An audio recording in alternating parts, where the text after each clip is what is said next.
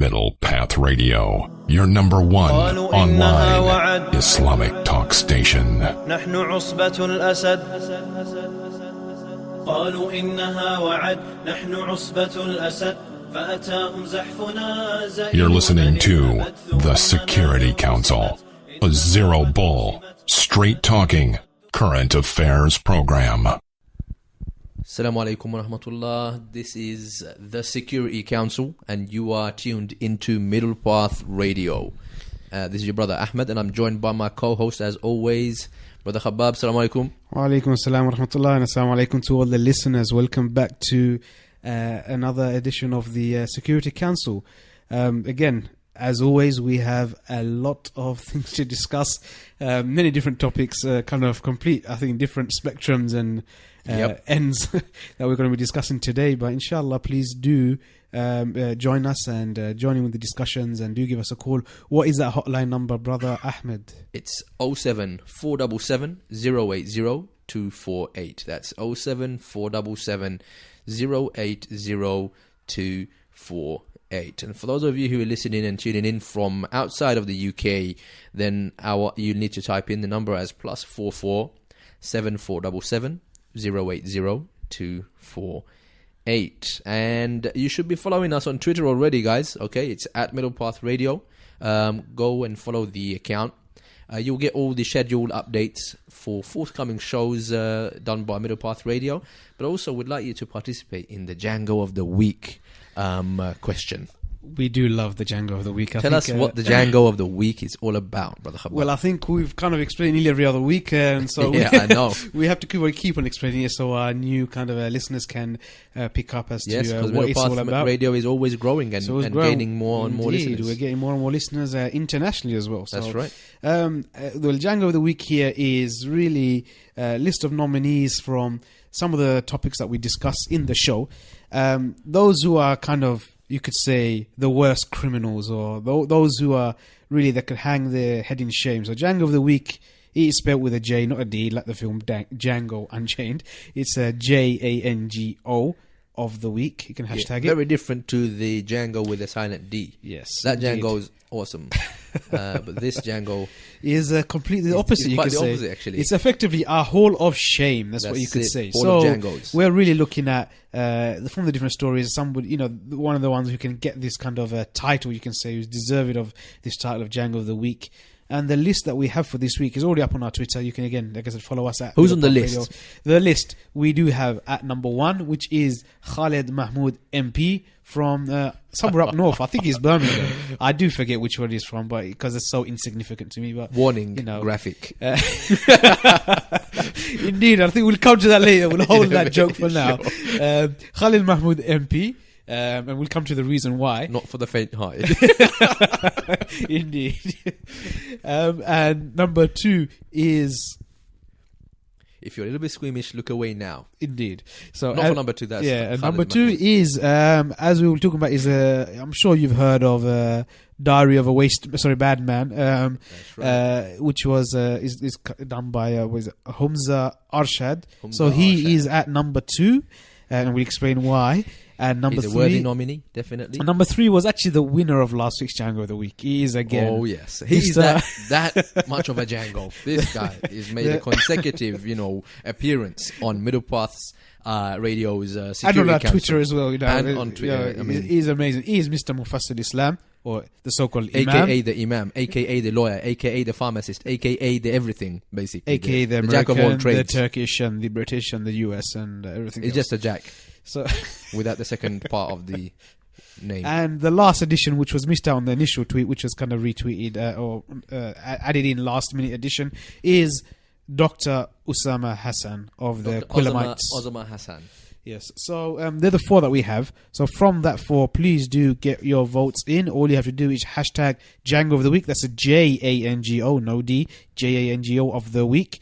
And just put your vote in, and we will be able to then draw up all the votes together at the end and announce at the end of the show who is the winner. I've already got a favourite for this week's Django of the Week. May I hear who your one is, or you don't want to share it? Oh. I think once you hear each of the stories, then you're going to get a very good idea who I'm really I think I already gave you away a little bit earlier. But okay, it's okay. So, I mean, we've got a lot of stuff to get through. I mean, we're talking about a number of things. And before I give you the lowdown for tonight's show, I should tell everybody who's listening, and especially if those of you guys who've been following our Twitter, you'd know that we have a special guest who will be joining us via a live call-in, and that is Abjol Miah. Everybody calls him Abjol Miah. Okay, he's a local personality. His name is Abjol Miah. His full name is actually Abjol Miah. You can follow him at Twitter as well. It's Abjol, ABJOL _Miah. Okay, so he's going to be, he's a community activist, and he's a budding politician as well. He's going to be talking to us about a couple of things. Well, I know we've actually asked him to speak to us about a article that he sent in earlier this week, which was a statement that was made by Dr. Tariq Ramadan. Okay, now, so he may talk about that, but something else has developed over the week as well since then, which is the fact that I think Parliament, UK Parliament, was taking a vote regarding recognizing Palestine as a state. So I know Abjol Miah, he's very passionate about Palestine. He's always full of facts and statistics and he's been about a Palestine. Very long-term activist for Palestine. He's a huge campaigner for Palestine. He's been to Palestine at least once that I know of, and maybe many more times before and after that. And so we're very excited to have him on our show. Hopefully, but he will be speaking tonight at a much later time than when we normally have our towards the end of the show. So towards the end, like 11 o'clock, 11:15, we'll be taking the call from our guest, Abjol Miah. And there's a little surprise in store from Abjol Miah as well, which we will be letting him tell us all about that. We are looking forward to what this surprise is. That's right. So that's Abjol Miah. The reason why he can't come on air any earlier than 11 or 11:15 is because Abjol Miah, those of you who know him, is also a martial arts freak.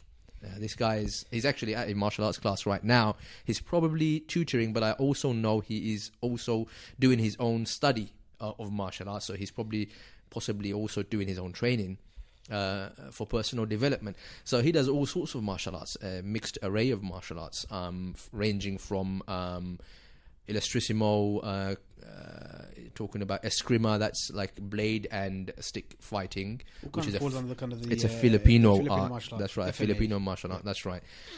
He's also done some Malaysian Penjak Silat, and I know he did a little bit. Maybe he did a little bit of Wing Chun or a few others. He's mixed quite a few of them up. So that's what he's busy doing tonight, and he's apologized that he can't come any earlier. So it's great for all our listeners who join late in the show, because we know actually we get a huge influx of listeners joining in at around 11 o'clock anyway. So for them, this will be great. So look forward to that. 11 o'clock, 11:15, we'll be having Abjol Miah speaking to us on the Security Council. Inshallah. So again, like I said, we do have like a guest in every week, a lot of interesting discussions. And I think in the previous kind of weeks, the discussions have really taken the shape of mainly around Syria. That's right. And I think there are still topics which will be still kind of linking into that. But I think there's been quite a few other kind of news that's been popping up. I will be giving, actually, while we're talking about our guests tonight, next week we've got also another special guest lined up. Brother Azad Ali will be joining us on air again as a VIP guest. And those of you who still don't know about Brother Azad, if I don't know which rock you live under, but Brother Azad is, mashallah, he's got a number of hats. He works for MEND, which was formerly Iron Gauge, which is a anti-Islamophobia or Islamophobia Watch kind of organization. It's a campaign group. It tries to help out people who have suffered or who are victims of Islamophobia.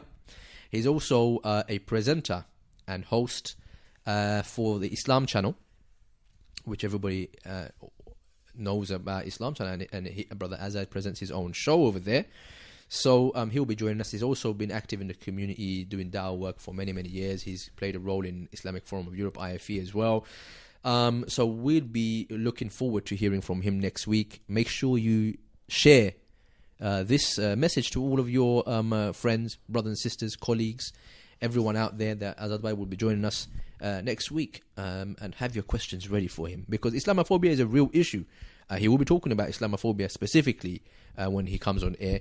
It's a real issue. It's happening, quite often, and it's very underreported. I think Bill Miah may actually kind of disagree with you that Islamophobia does. Well, he said it's not a problem when he does it. So he's admitted that he does it, and he admitted that it does happen. He's just saying it's not a problem to be a Nazi against Jews, except this time it's against Muslims. So I don't think that kind of joke rubs well, making fun of people who are victims of violent attacks. Many of them lose their lives in these Islamophobic attacks. So for that man to cheapen something like that, it equates, to a Muslim making mockery of the Holocaust or the Nazi treatment of those innocent Jews who were killed by the Germans. So I can't even see the humour in that. Yeah, go on. I think just a little plug-in in terms of that. I don't think that was one of the discussions we were going to be going through today, but it is just to note that, a lot of the articles that come up afterwards regarding that whole Ben Affleck interview with Bill Maher. Well, I have an article here, by the way, not of Ben Affleck, but we have some actually related article about Ben Affleck and Bill Maher's little tit for tat. But there was what's an example of Islamophobia? I mean, I don't want to go too far back. There's been a very recent report that a Muslim lady was first beaten up in the train that she was traveling in, and then thrown out of the moving train. This is the treatment of Muslim women. I think that was Australia. Yes, that was Australia. And I think it's amazing just because you're talking about Australia. There's so many different discussions you kind of so easily divert off to. But I think one thing I've kept on saying is that I can't. The racism in Australia is just. Wow! It makes Britain look like an angel. It makes the EDO look like pussycats. You could say. A bunch of fairies. It's just amazing, and it's just the ordinary public that you have. I've seen video after video this week, and this is not just attacking Muslims. It's just pure racism, and obviously at the moment the height of racism is Islamophobia. Well, we've got an interview of an Australian Muslim representative of an Islamic organisation on a Australian news channel. So we'll be playing a little bit of that and commenting and taking your views on that. Okay, we also got something else related to Australia, which is a law that they've passed, I believe, which is seeking to ban parts of the Quran, basically. So I've got a story for that as well. Just taking 2 steps back, because obviously initially I was talking about Bill Maher and stuff, but obviously the whole Ben Affleck thing was that kind of that whole discussion after it went off air did continue for a while afterwards. That's right. There's some articles that came out talking about the discussion, how it continued. I've got those and articles, how Ben Affleck still continued to venomously support his position and defend, just generally defend the fact that human rights, fairness, and justice, exactly, it's clear decency, and simple, being anti-racism, and the fact that the other thing was that then at the same time Ben Affleck's been very much attacked and scolded, almost referred to as the Imam of the Muslims, just because he's defended. That is a sad Islam, state of international affairs. Just because he's defended Islam on live TV, he's suddenly been now attacked as some sort of mufti and scholar of. And that says a lot about the Islamophobic mindset and the mainstream, attitude towards Islam and Muslims, where a white man who's not even maybe the least pious or religious, even in his own way, he's a Hollywood actor, for crying out loud. Just because he spoke out in the name of justice, in the name of human rights, in the name of treating people fairly, in the name of not being racist towards people, this person is now being kind of what's the word I'm looking for? Smeared as the imam, as though that's like a negative kind of insult to him. Okay, I mean, just to say that clearly they said it because they thought it was an insult. You must be the imam of all Muslims. that kind of.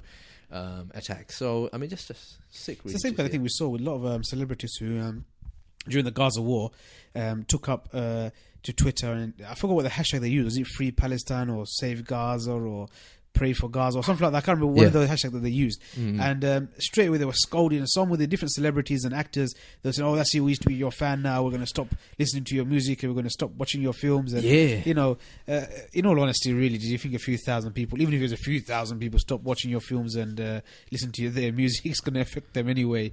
But the point being, it shows the attack that the moment you speak up for any sort of truth, and this is just clear, just human rights that we're talking about. This is actually women and children being butchered from the skies, bombs being dropped, and they're just saying they're praying for peace there. This is what should I say? This is the manifestation of the unwritten al-wala wal-bara of amongst non-Muslims, amongst disbelievers, amongst kuffar.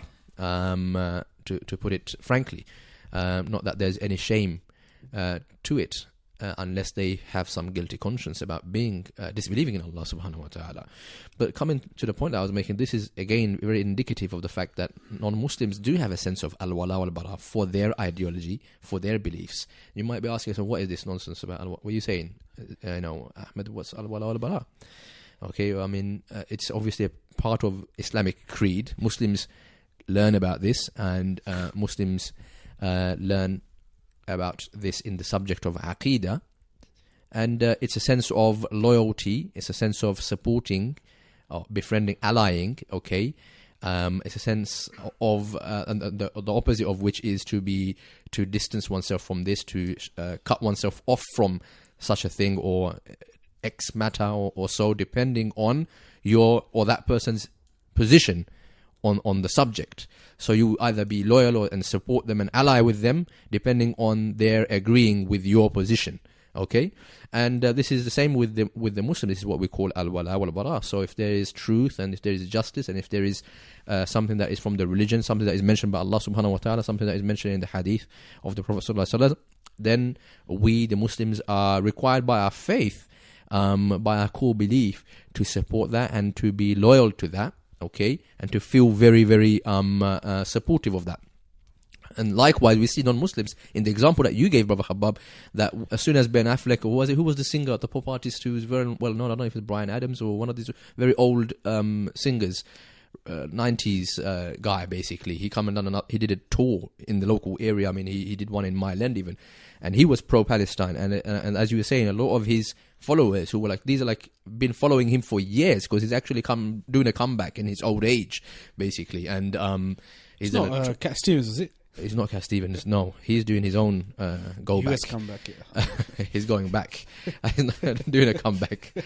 May Allah guide me and us, all of us, inshallah. So I was saying, you were saying that you saw automatically that they love this guy, his music or his movies and his acting or his skill and his ability. But the moment he took a principled position that didn't agree with theirs, they were easily able to cut him off and oppose that person because of that issue, because of him not agreeing with them. This is called being loyal or disloyal on the basis of the things in which that they believe in. Okay, and the Muslims have this, and it's codified, in more recent centuries, in the study and the science of Aqidah. Non-Muslims have the exact same thing, albeit unwritten.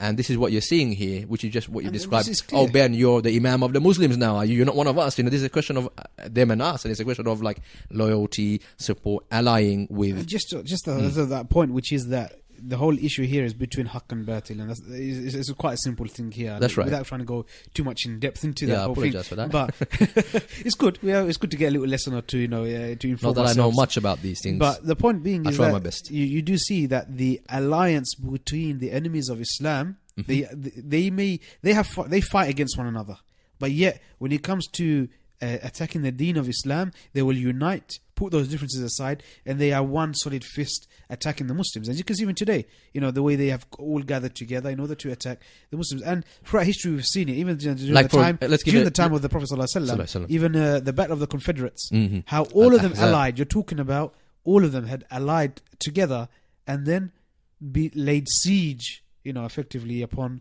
the Muslims, and this is an important thing to remember, that throughout history we've seen it. We're seeing the same thing happening repeatedly, actually, in recent history and right now. And an example of that is, who is the PKK? I mean, we are going to talk about this again. There are some reports about this. Who are the PKK? They're a proscribed terrorist organization, okay? And they're Kurds. And these are the people, like you said, they were opposed to them. But when it came to the issue of Muslims and fighting the Muslims, they were able to ally with these guys, the same people that they pretended to hate all along. And they were willing to support one terrorist organization against another supposed terrorist organization or number of terrorist organizations. Okay, so this is exactly what you're saying, and just what you described is they may fight against themselves, but when it comes to opposing Islam and the political supremacy of Islam, or the political unification of the Muslims, we see that all non-Muslims try and unite against that effort.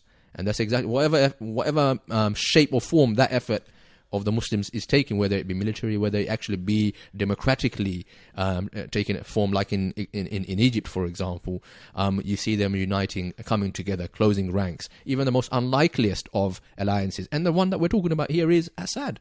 We're talking about important ministers, former heads of the army, saying we need to sometimes make a deal with the devil, like the Assad, in order to fight the bigger devil.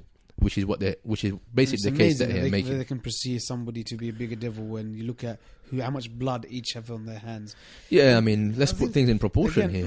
I'm not too sure if we're going to really go into it in a bit later, but it's just that video that I shared with you before, Brother Ahmed. In terms of that Sheikh, I think, in Masjid al-Aqsa. Yes. And how he's talking about how the Arab world, have unified together. You've never seen unification. They hate each other. They're at war with each other. They fight, they bicker. But here they've unified, all of them. On what? On one principle, is to do what? Is to attack a group. Yeah. Who, in this group, he's referring to obviously ISIS here. Yeah. And that Sheikh, he says, we disagree with them. We disagree with them in their ideology. In their methods, in their, But at the end of the day, he's saying, look, they're still, what's happening is they've allied together to do what? To kill Muslims. Yeah. And it is clear those who are being killed they're Muslims. That's right. But they can't. Is it the case that Palestine is too far away from them? Yeah, and just to make that point, widen that point a little bit more, which is this whole unification. This what are they calling it? I forgot the name now. Anyways, this unification, this alliance, the global alliance with the Arabs and the non-Arabs. They're not just attacking ISIL. We talked about this in the past. They're not really attacking just ISIL. In fact, they're not. ISIL is really not the target ISIL at all. A facade, the ISIL is simply screen. the premise and a smokescreen to convince the international public that we are out there to do a good cause, to fight the evil dudes, basically.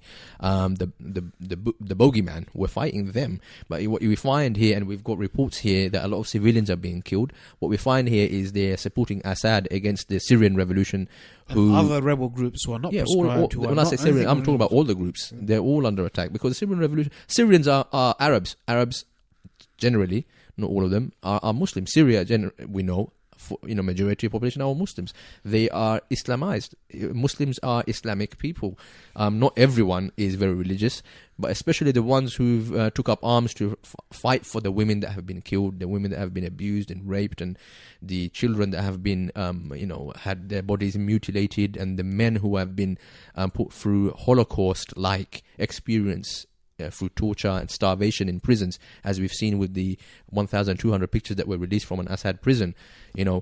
These men have stood up and decided to. These are ordinary men. We know this is Syrian. This is the real story. People forget. Nobody cared about Syria.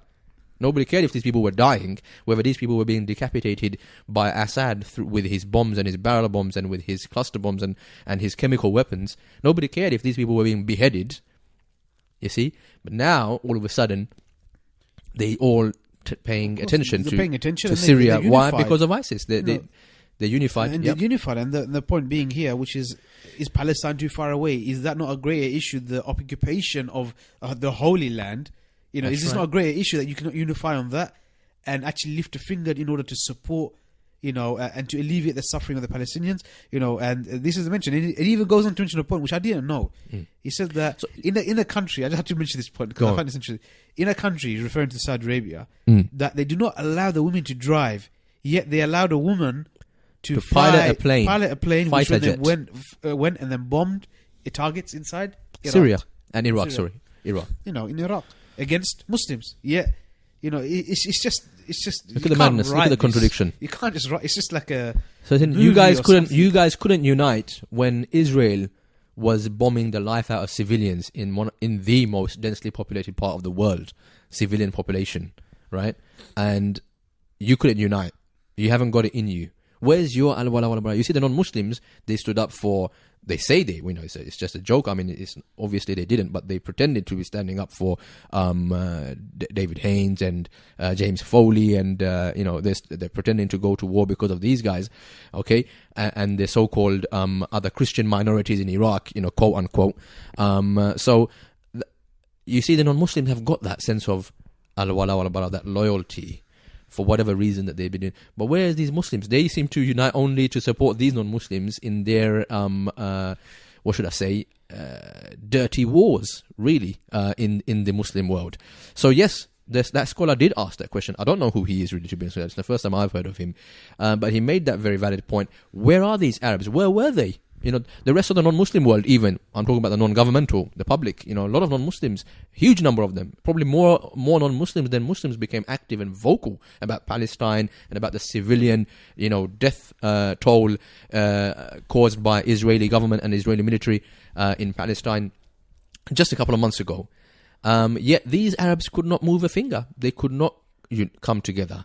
They could not unite to support the poor Palestinians, who not only this time, it's almost every year and every other year that Israel does this to their civilian population in Palestine. Yet here they are today at the bat of an eyelid from, what's his name, Kerry, from the United States administration.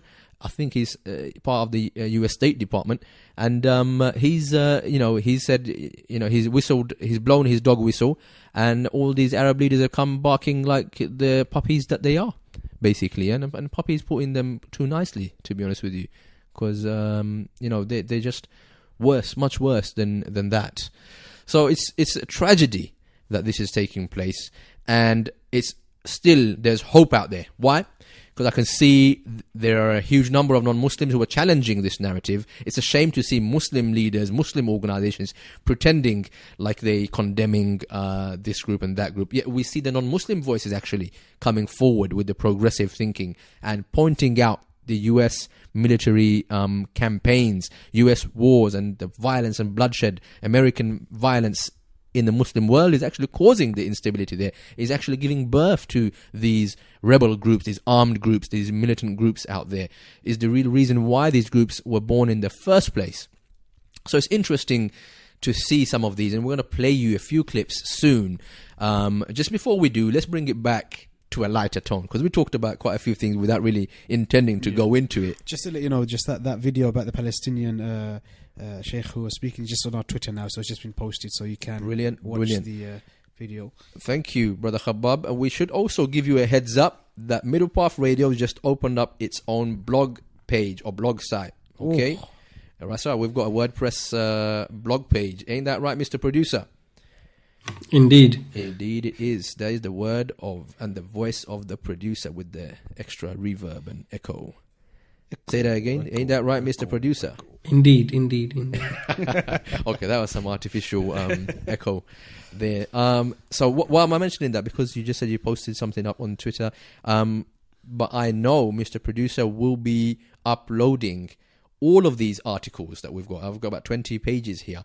All of them, everything that we've referred to and cited on our show, they will be up on our blog page. And hopefully WordPress will be doing the interesting thing of actually putting out tweets to everyone, all of our other sites, such as Google+, including Twitter and Facebook. Indeed. Please do get your votes in. Don't forget, for Django of the Week, we have had some votes already started to come in. Via the tweets. Thank you very much to you, brothers and sisters out please there. We are making note of your Django of the Week nominations.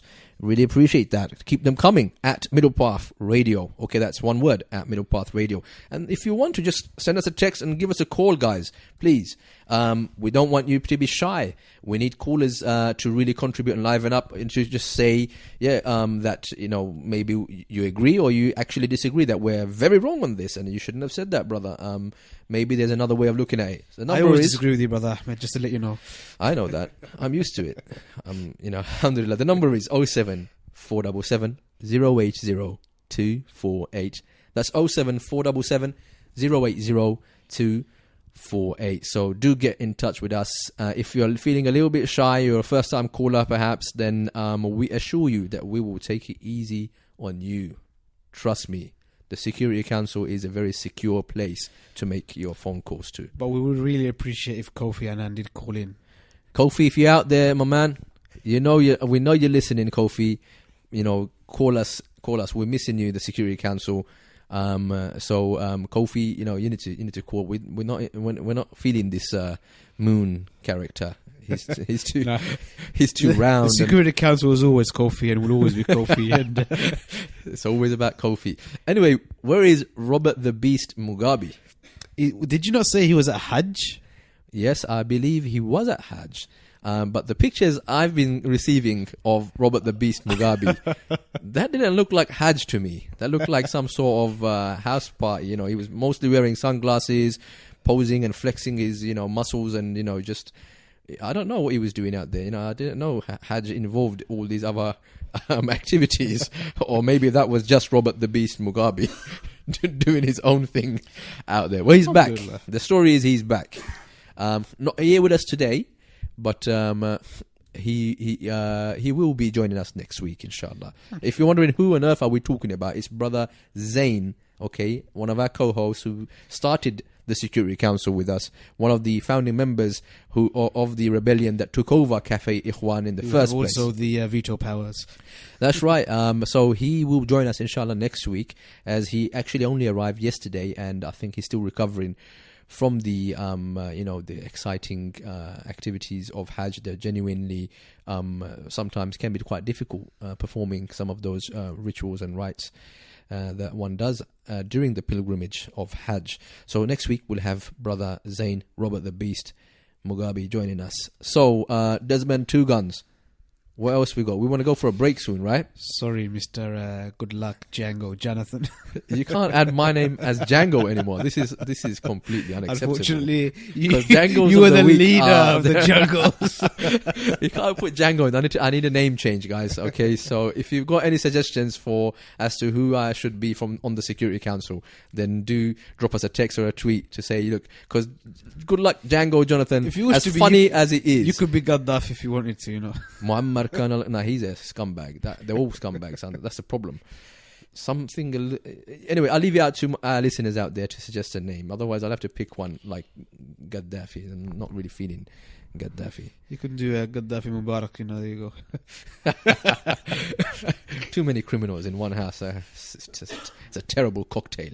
So we're going to go to a short break, and we will be hearing from you very soon. Time is of the essence, and we are expecting our guest caller in roughly half an hour's time. Inshallah, brother Abjol Miah will be joining us very shortly.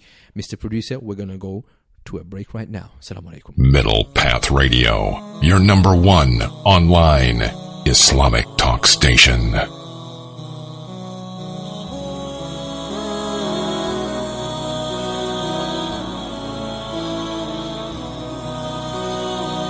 في إحساس أراه زاده التحنان في أبتغي حضن يتيم طاهر الروح نقيا في إحساس أراه زاده التحنان في أبتغي حضن يتيم طاهر الروح نقيا كي يحيل ظلمة القلب بإحساسه ضيا كي أرى غابات أيامي بأضلاعه فيا كي يروي خافقي من طهر أعماقه ريا حضن أطفال اليتامى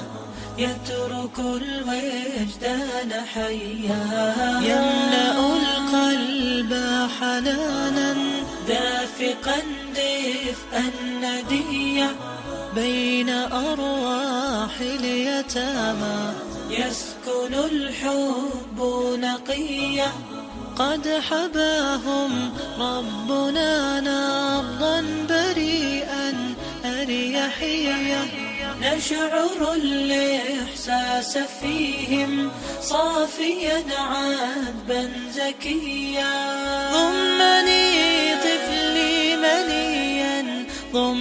زادني أكثر هيا. Download our app, MP Radio, from the Google Play Store or the Apple App Store. Follow and like us on Twitter, Facebook and Google+. أي بأس إنما اليتم عطية ما حوى اليتم انتقاصا ظاهريا أو خفيا ليس فيه أي بأس إنما اليتم عطية.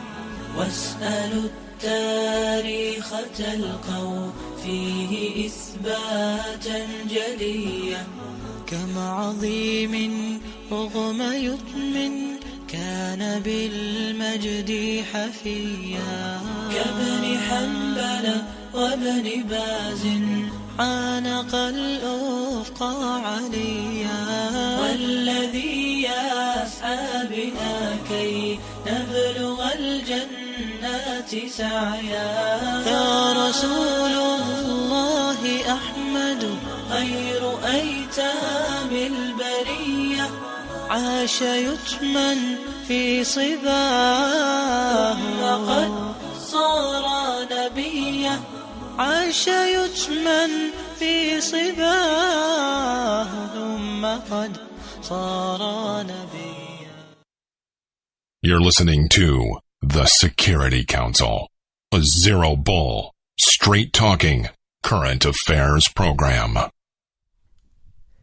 You're back. You're listening to Middle Path Radio, and this is the Security Council. Zero ball, as was said. I do like A that. no nonsense. We don't mess around on this show. Indeed, we get right to the point. That's right. We're not mincing our words at all. If we get stuck, it's because I'm not very articulate. That's the only reason why. Articulate? You're talking about certain words and Yes. depth of your English language. That's right. That's the problem I have sometimes. I'm just quite rough around the edges when it comes to expressing myself. But one thing I do is definitely express myself. And that's what we promote on the Security Council. We're all for debate and dialogue, okay, in the name of promoting or being anti-censorship. Really, that's what we're about. Dialogue and debate is a really good thing. Censorship leads people to stifle their thinking.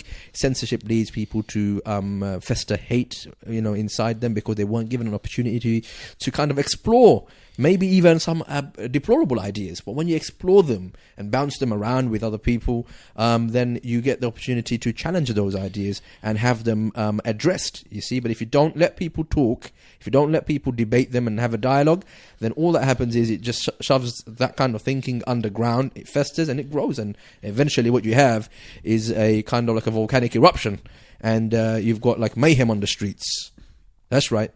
So the main thing here is that if you're a sheep, you're at the wrong show. That's right. This is not a sheep show. Okay, this is this is a show where everybody needs to come out and share their view and their opinion. Even if you're misinformed, then that's no problem. Come and challenge the ideas. If you think we're misinformed, if you think, oh no, these guys are too narrow-minded, what are they talking about? We ask you to come on air and put us right.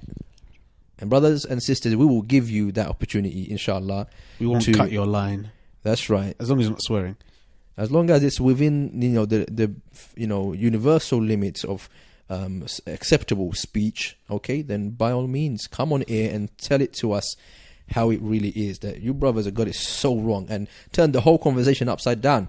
We're ready for that, inshallah. We're open to that.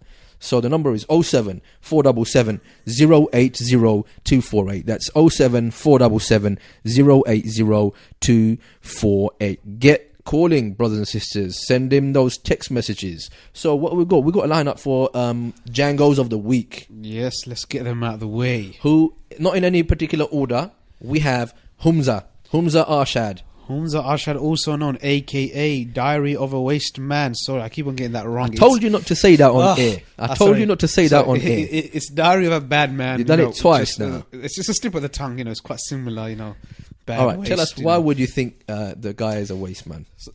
Well, bad man, waste man isn't. Another term for the word bad is waste. He's quite proud of So I'm not- just using. it's true. I'm just using another definition of it. So, I suppose bad man but generally, can't necessarily mean good man. I at the have to same give my time. opinion on this first. Sorry.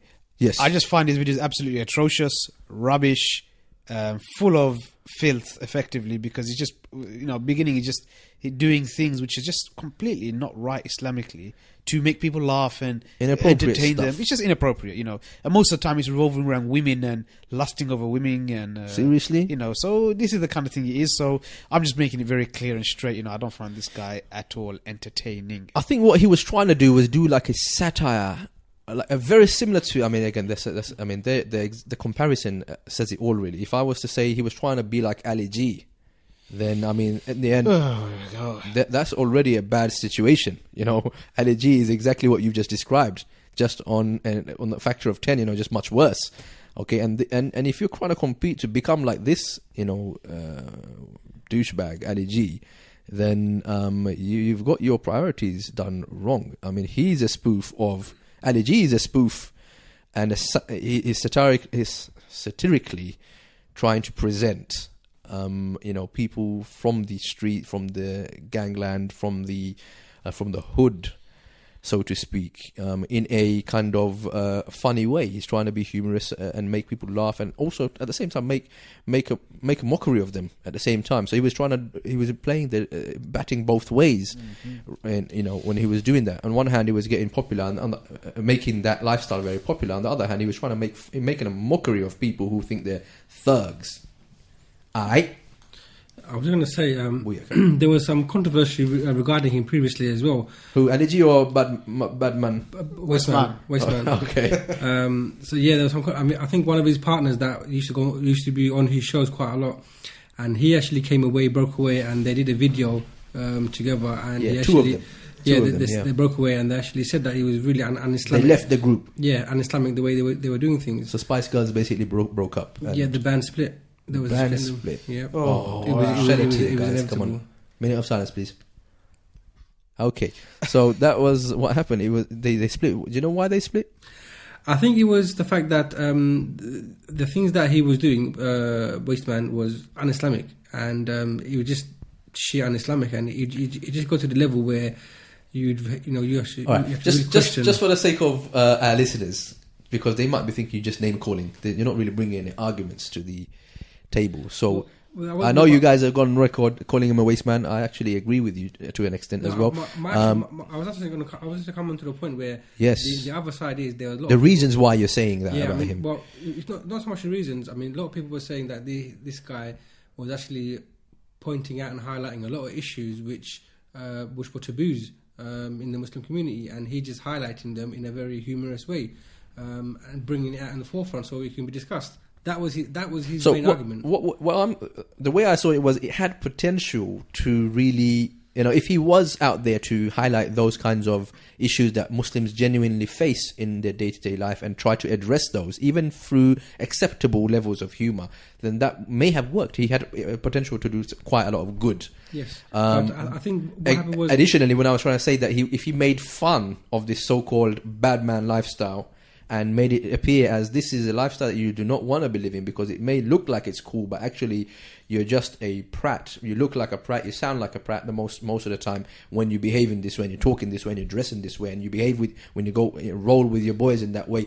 You actually look like fools. If he had that effect on his audience, then again that would have been quite a positive thing. I mean, but he hasn't done that actually. His audience. Who are his audience? You're looking at 12 to 13-year-olds here.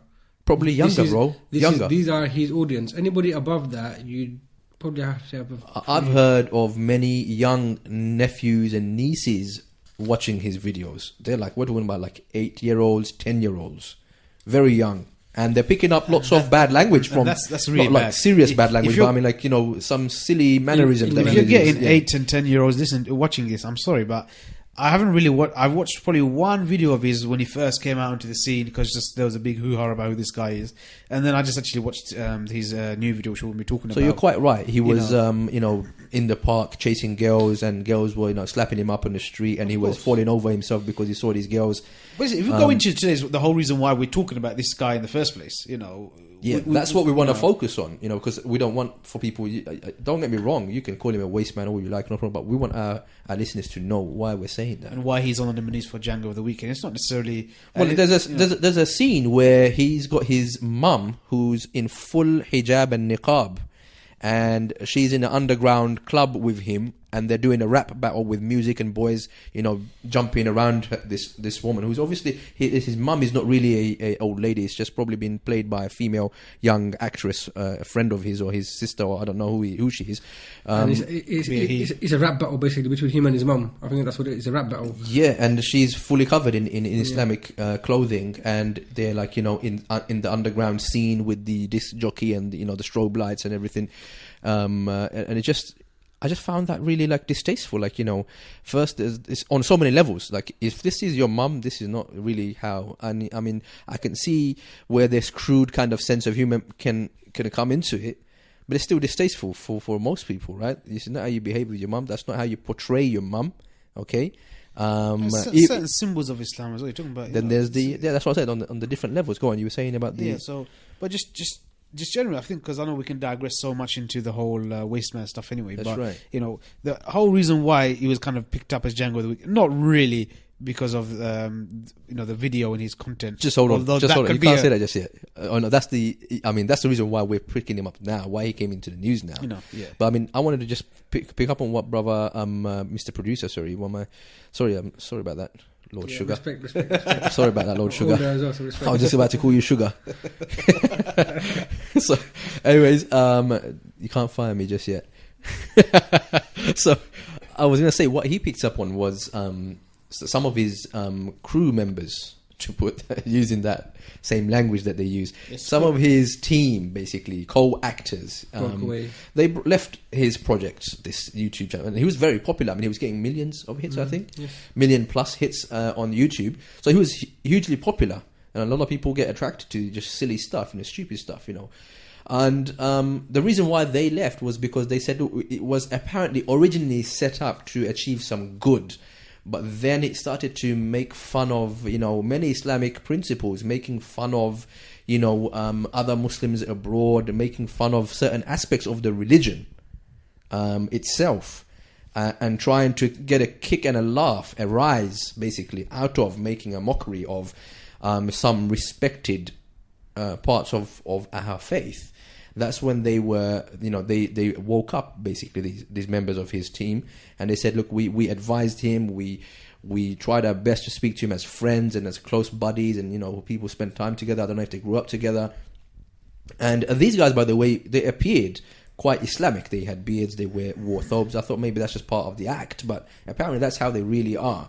And they realized that, it was getting worse. Each episode that he was producing, Hamza was producing, was just getting worse, and there's a lot more music, and there's a lot more of these tracks and hip hop style, raps and stuff like that happening. More girls were featuring in the shows that he was doing. So it was just not that there's anything wrong with women in general, but if it's supposed to be something Islamic, if that's what you initially set out to do, then you weren't presenting women in a positive way. You were just presenting them as aspects of desire, basically objects of desire. So, why is he news today? Because he's been doing this thing for a long time, right? He is, but I think maybe he's dried up a bit and he's in need of a bit more popularity. Yeah, popularity injection. He has teamed up with the anti-terror police. He's been recruited, you mean, by prevent officers? Effectively.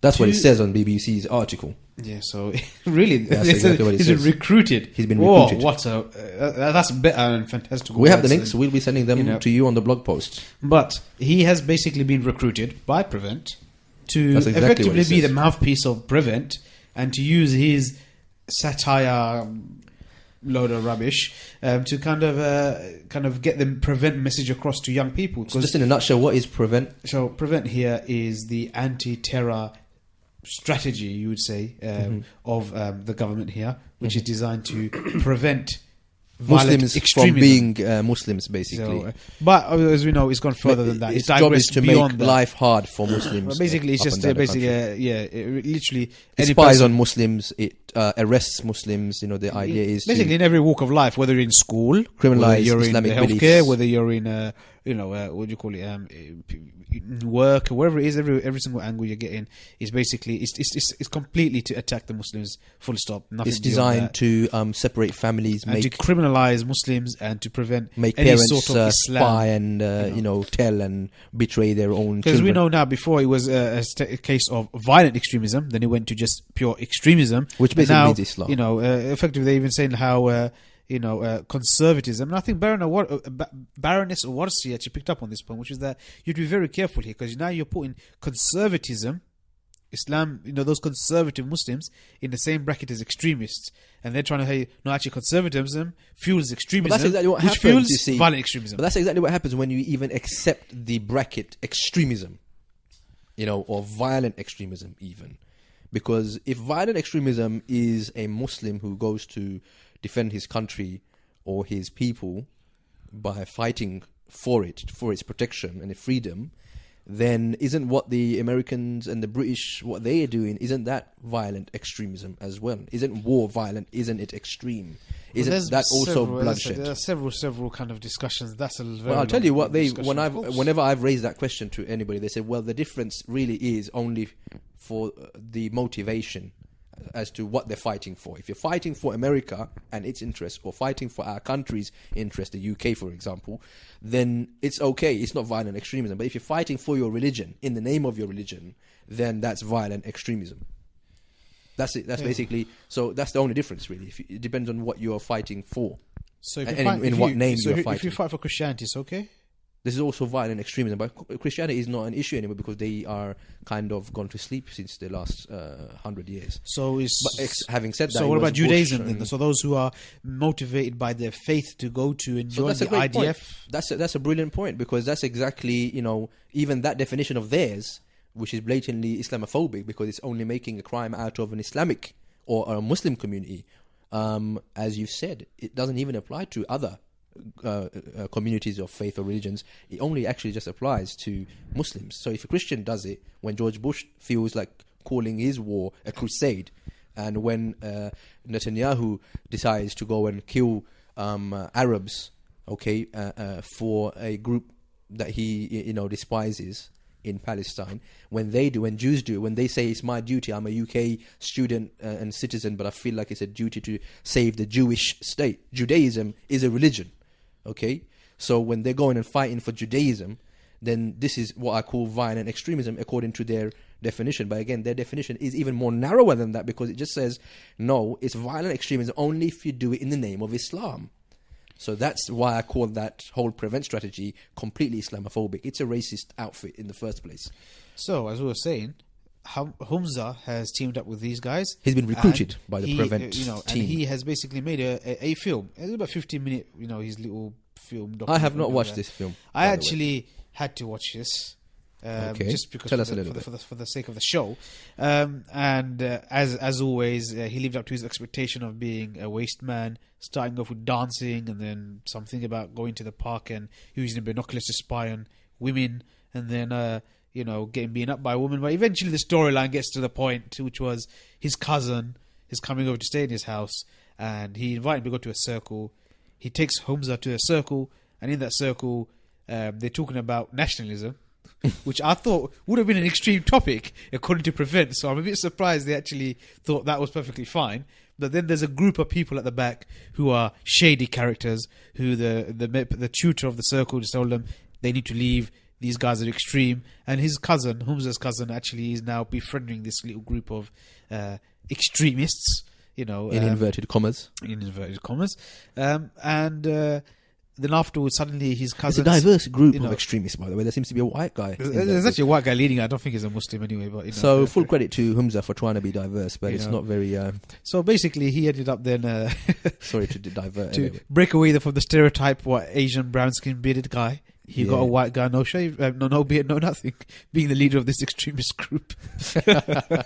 Anyway, so he's basically his at this cousin. They're circle basically full of extremists. Then his cousin keeps him being busy all the time, going away, and what's happening. And then he finds out he's hanging around with this shady leader of this extremist group. Yeah, and then afterwards, his cousin is so worried that Hamza, is so worried. Fictional extremist group. Of course, it's all fictional here. So Hamza is very worried. He goes home and searches for the bag of his cousin, and he finds a notepad. In the notepad, he's got certain words just written down. It said infidel, jihad. Oh my God! Beheadings. He did not say that. He just had a list of words, and a picture of a gun and a bomb. I just thought it was just like silly. And then afterwards, obviously, he was, opens his laptop up, and then he sees, there's a picture of one of the leaders of the 7-7. Picture of him. I forgot what his name was. Popped up. Who he was. Then I think picture of 9/11, and then another picture of something else. I forgot again. Certain pictures, and so then he's got so worried. That's on Hamza's laptop. No, this is on his cousin's laptop because he's staying at Hamza's house. Right, so what happens in the end? So then at the end, he's just sitting there thinking, what's going to happen to him? And then he kind of goes into a little sleep, and he dreams that his cousin's been arrested. And then afterwards, he's calling his cousin, saying, he explains to him, listen, these guys are extreme, and they have a little face-off, him and his cousin. This is not Islam. This is nothing about Islam. Islam is about being a good son and being a good neighbor. Hamza is educating his cousin on what Islam is all about. This is the guy who at the beginning how of the to be religious. And this is Hamza. the guy. Hamza, yes. This is the bad guy man who was at the beginning of the show, was with binoculars in the park talking to his friend. Whoa! Look at that girl. And then he came to the circle, the Islamic lecture where the extremists. And then he was asking, where's all the girls? So I see. So then he was educating the extremists about Islam. So here you can obviously see how amazingly interesting this is. That works. So he had a little kind of show off about what Islam is, and the other guy said, "No, we have to go and support our brothers and sisters." His cousin is saying, and they're having a little kind of face off. And at the end of it, what happened is his cousin actually comes around, and he doesn't go to become extreme in the end. And then thanks to Hamza Arshad's coming to the rescue. But in the end, they had some points which you mentioned here that if you lucky my cousin came back, but if you have somebody who you're concerned about, just call the police. He said no. He said here, speak to the right people. That's what he said. Speak to the right people. Yeah, he didn't say who the right people are, just to speak to the right people. And at the end of the video, he has certain ayat and hadith where he's talking about extremism. Also, he brings religious so at the end of the verses. Do not have extremism in the religion. Don't be excessive. And then there's other hadith talking about extremism. The Prophet actually authentic hadith, and they just use all of that, and that kind of sums it up. And obviously, I think in the BBC kind of little video that they had, they showed how the video was being played in a West Midlands school, and how Hamza then kind of made a guest appearance, and nobody knew who he was. No, actually, I don't know. The young people were kind of very just interested in taking selfies, so okay, it's the usual kind of thing, the selfie craze. Is that a secondary school or a primary school? Secondary school, secondary school. Yeah. So the BBC kind of talking about how if this is successful, then they're going to roll it out across the UK.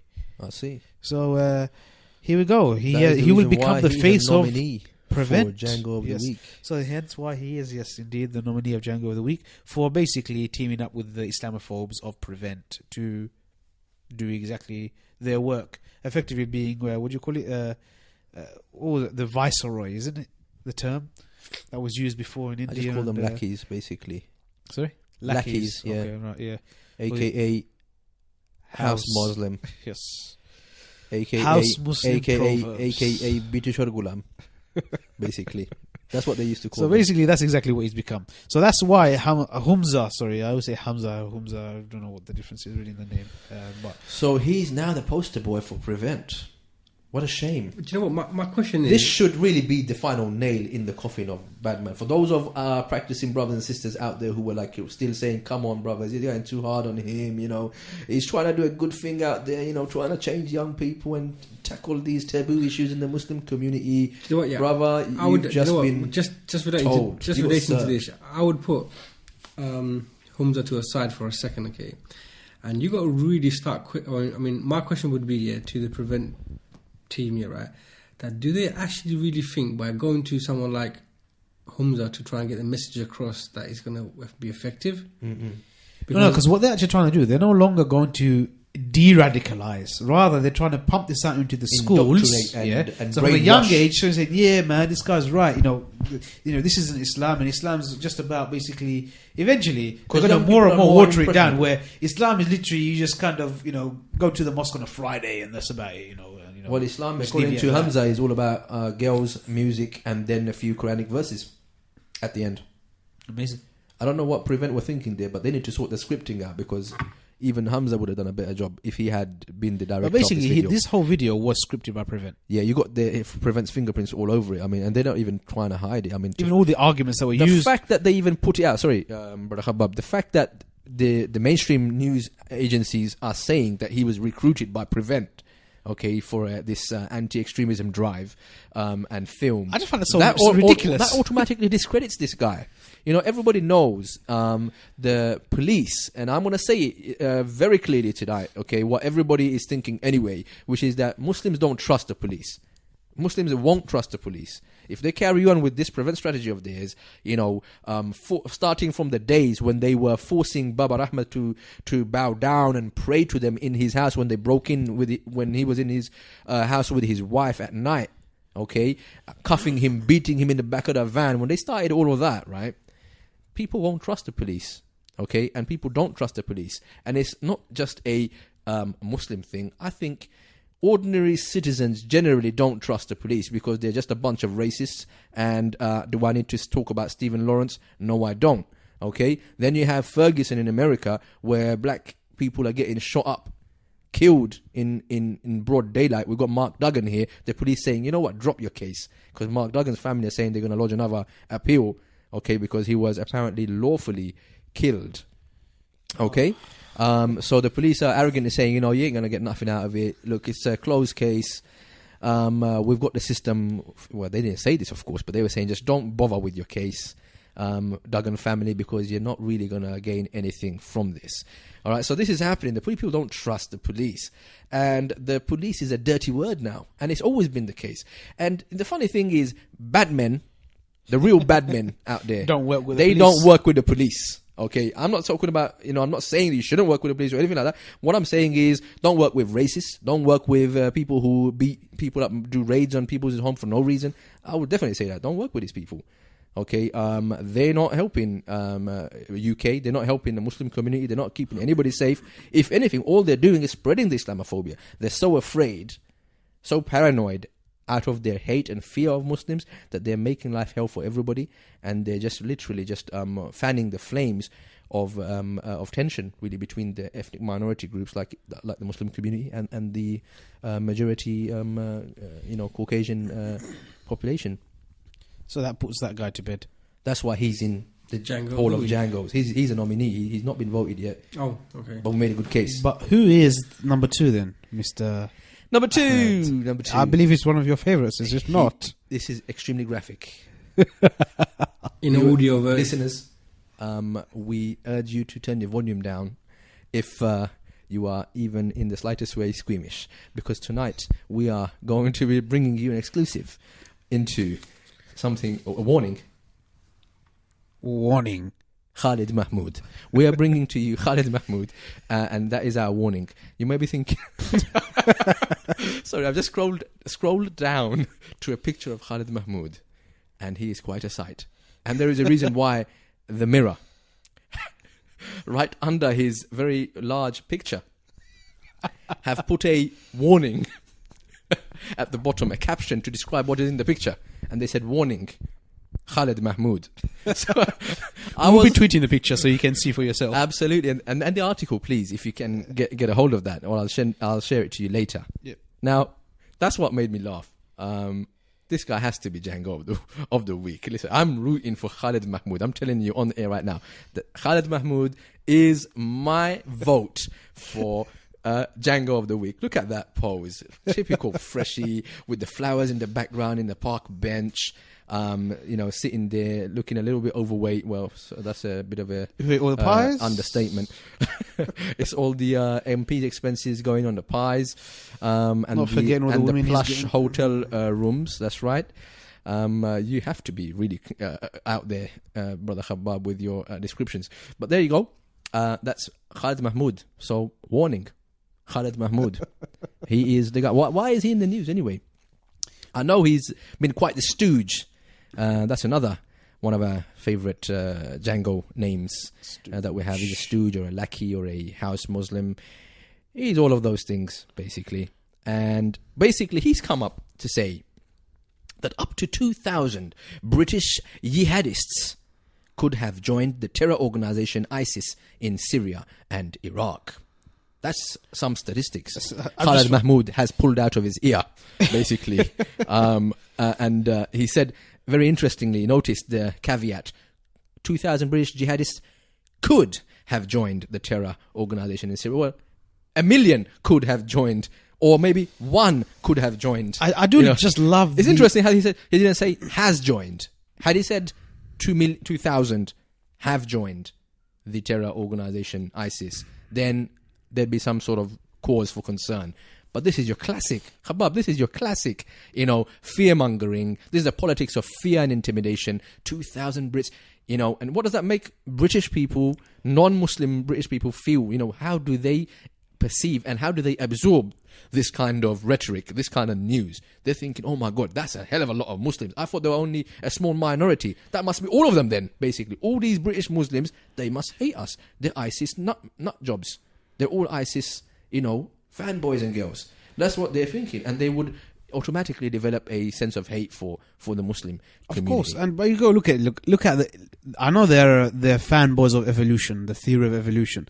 But here it started off. That's another Django. This is evolution, but I'm talking about evolution of figures here. So it started off with we've got like a couple of hundred which we suspect have gone to Syria. Not ISIS, just gone to Syria. Then they said, okay, they got this number of 500. It's still a magical number. Yeah. That 500 are fighting in Syria. Then that changed to 500 are fighting for ISIS. So somehow all of those. So there's many more with other groups. No. Just ISIS alone, 500. Basically, the whole lot have become ISIS. Oh, okay. Yeah, so they all decided to go. So they're all ISIS. just going to suddenly amazing join ISIS, even though they know for it clearly that's not the case. And then from there, you had good old nut job Boris Johnson coming and saying, "Yes, we're watching thousands of suspected terrorists in London." And I think Khalid Mahmoud just put two of these things together. He heard Johnson say thousands, and then he heard the news saying there's jihadists in Syria. And he said, "Oh, there must be 2,000 then." who could have joined the terror? It's just amazing how he's done that. 5,000 could have joined. 10,000 could have joined. This is just making a mockery of the British public, and we have greater confidence in people who read these papers, and we hope, for the sake of humanity, really, that people are out there who are more shrewd and a little bit more informed than Khalid Mahmoud is, to say that's utter rubbish. Okay, and I know they are, because some very good spokespeople from different walks of life have written about this kind of thing in their blogs, even in mainstream papers such as The Guardian and Huffington Post and a variety of other places. Okay, so that is why Khalid Mahmoud is one of our candidates, a strong candidate, I say, for Django of the Week. In fact, he's already overpowering Humza Arshad because he has a better track record of working as a stooge for the prevent strategy of the government. But you can see the article and the picture with the caption. It's on our Twitter already. That's right. Warning, Khalid Mahmoud. That picture indeed. That's right. We have two more Djangos that we're going to go through, but we're going to go to a break straight after that. I'm going to skim through those two. They're not really hot shots like Khalid Mahmoud is. But we're going to go take our guest caller. We're going to try and see if we can get him on the line if he's not been beaten up so severely in his martial arts class and been pulled away on a stretcher. We're talking to you about Abjol Miah. Okay, Abjol Miah or Abjol Miah. All right, one of the local personalities and community activists, pro-Palestine campaigner, and upcoming politician as well. We're going to go to him after we talk about the next two Djangos, and also after our break. Do you want to quickly fly through? Let's fly through the other your two next Djangos. one, which is the Doctor. The Doctor, Doctor. That reminds me of the X-Men. There's this guy who turns into an animal, like a gorilla, the Beast, basically. That would be kind of giving this Doctor too much credit, but he is in his own way quite the monkey, because this is Dr. Osama Hassan that we are talking about, who leads Eid prayers at a controversial mosque for transgenders, gays, and all sorts of other orientations who get to pray side by side, and also females get to lead the prayer as well. So this is an Eid prayer that Mr. Osama Hassan, okay, aka Ape Man, he has decided to actually lead this whole project to do this strange thing that has been never done before. Amazing evolution. That's right. I mean, he's evolved backward in reverse somehow, and now he's trying to really challenge things. You know, if people thought he's got a difference of opinion, I think his father was saying that. And he got a lot of criticism for that. It's just a question of difference. Because the reason why the father was saying it is because you have the natural paternal instincts. Which that's right. It was still wrong. I mean, to say that even if it's your own son, you should be able to say that no, my son's mistaken here, and there is no difference of opinion. And it's okay when you hear it just once. Oh, it's just on that issue, or someone's got it wrong. But I'm sorry. Here you are, this guy, promoting a so-called place of worship for men and women to pray side by side and for females to lead the salah. It is not my opinion. If you ask me, oh, what's wrong with that, Mr. Ahmed? I just have to tell you that people of the Muslim faith, they have a certain code that they have to abide by, and that code is written for them by Allah subhanahu wa ta'ala, the creator of the universe. That is the reason why they chose to become Muslim. No one was forced to become Muslim. So if you choose to become Muslim, then you should abide by its code and system, right? And if you don't like it, then Osama, mate, don't call it a mosque, because that's not what a mosque is by its definition. Call it a temple or a zoo. I mean, not because of the fact that there's different orientations there, but because you believe in the theory of evolution. That's what we're talking about. Those are people's choice to be transsexual, to be gay, and whatnot. That's that they have that freedom of choice. Even God affords them that freedom of choice, but don't go out there and try and say, well, that is Islam, and Islam has to change in order to accommodate these ideas. Islam accommodates all human beings. There are more non-Muslims on the earth than there are Muslims. Allah subhanahu wa ta'ala looks after them, takes care of them. But the laws of Islam don't have to change, and the belief system of Islam doesn't have to change. The principles that Islam is founded upon, it doesn't have to change because those of you who don't want to be considered Muslim are trying to pressure it to change. Okay, so he, Osama Hassan, okay, of the controversial, let's say discredited, shamed, think tank, they call it themselves, Quilliam Foundation. That is where Osama Hassan is based from, alongside other monkeys like Majid Nawaz and Ed Hussein, who is the last candidate. This is your main man, Brother Khabbab. You bring in the interesting characters. I don't think he's my main man, but I do. He's your imam. I managed to dig up the Sheikhs, we got to get our guest on the call. The crazy ones, which is the winner of last week's Jang of the Week, the one, the only, Mufassil Islam, aka Imam of the world. You mean he's making a second appearance on He the Security is. Council? And as we remember from last week, the reason why he was voted in as Jang of the Week was for his just amazing, just shocking, foul mouth ranting on the issue of ISIS. Now, somebody who claims to be such an educated man, and with such a, with the depth of his English, should have been able to come up with more descriptive words to explain himself and his dismay of the actions of ISIS, as opposed to using the swear word repeatedly again and again and again and again throughout the whole thing. Now, this is obviously ridiculous, because when I watched it, the first thing you do, you open it up, you watch it, you laughed, and then afterwards you just realise this is just unacceptable behaviour. And on top of that, he couldn't even spell the word right. So why is this guy back? But the reason why he is back is because of a Facebook post of his where he writes the following. Hold on. Did he apologise? No. Did he realise that what he had? Did he remove the video? No. He kept it there. Okay. What could he have said? And then he said, crossed 1 million view marks and over 26,000 shares in 5 days on my wall alone. No way. And then what did he say? He says this. This is the video, which is his swearing. And then he says what? Alhamdulillah.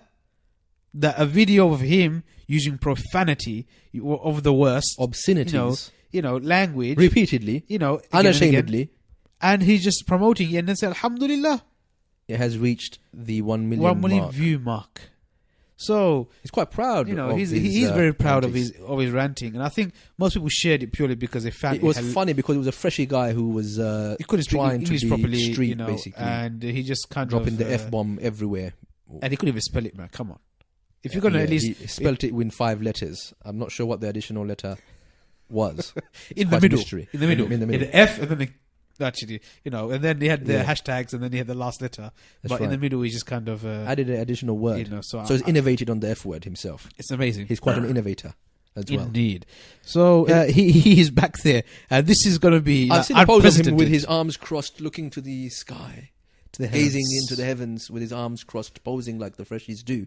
What was he saying in that particular picture? Well, of his? he was actually replying to a tweet of He said something along the line that I am now the most prominent. What did he say? Prominent. I will get the exact tweet right now. Well, basically, he was just like full of himself, basically, and he just like Of a man I who was nobody heard cringing. of until he started swearing, you know. And it says so much about his He thinks he's shot up You know. to notoriety. What he doesn't realize is that hits and views don't necessarily mean that approval. Because there's a lot of guys like us who watched your video, mate, and we do not think you are, you know, the most prominent, whatever he's described himself as, of his ethnic background. He said he's the most prominent something of his ethnic background. I think Okay. a social media blogger Social media blogger of many sorts. of his ethnic group. Okay, so I mean, while you're still scouring his tweets for that, because obviously he is swamped with lots of messages, I'm sure, and lots of roses and Not really, he's not really followed by postcards that many people. are flooding He said, his "I am address. unquestionably. Oh, I can't say the word. undeniably, I'm unquestionably the most prominent online activist of my ethnic background." Amazing. My goodness! And this is a and man how who- old is this guy? And this is the man who's only got His 20, hair is This is the man who's grey. only got 22 tweets. Well, that's how good he is. I mean, with just 22 F words, the man has made it to the Hall of Django's, and that's the kind of thing that Justin Bieber would have said. I am the most prominent, Come on. pop It only gets artist. better. I do have millions of followers online and have been debating on the issue for decades. Millions of followers. You He's mean only those got- people he's who only got who watched his 295 on Twitter. So all those people that watched his video became his followers, basically. That's what he's assumed. Somebody needs to give him a what is it called? An A to Z or a 101 on what YouTube hits and views are all about. Okay, there's the pose. Oh, what a pose. Even The Rock would be envious of that pose. Mr. Dwayne Johnson, you gotta go look Can for you another smell job. what Mufassal Islam is cooking? Well, let's go to a break. We've had a good light-hearted session. We want to come back after the break. Whether we're going to be able to reach our guest speaker tonight after his grueling, martial arts session. I hear that he is actually online and waiting. We're going to come back after the break and take our brother Abjol Miah, Abjol Miah, on air straight after this break. You're listening to The Security Council, a zero bull, straight talking, current affairs program. Allah, Allahu Allah, Ya Allah, Allah, Allahu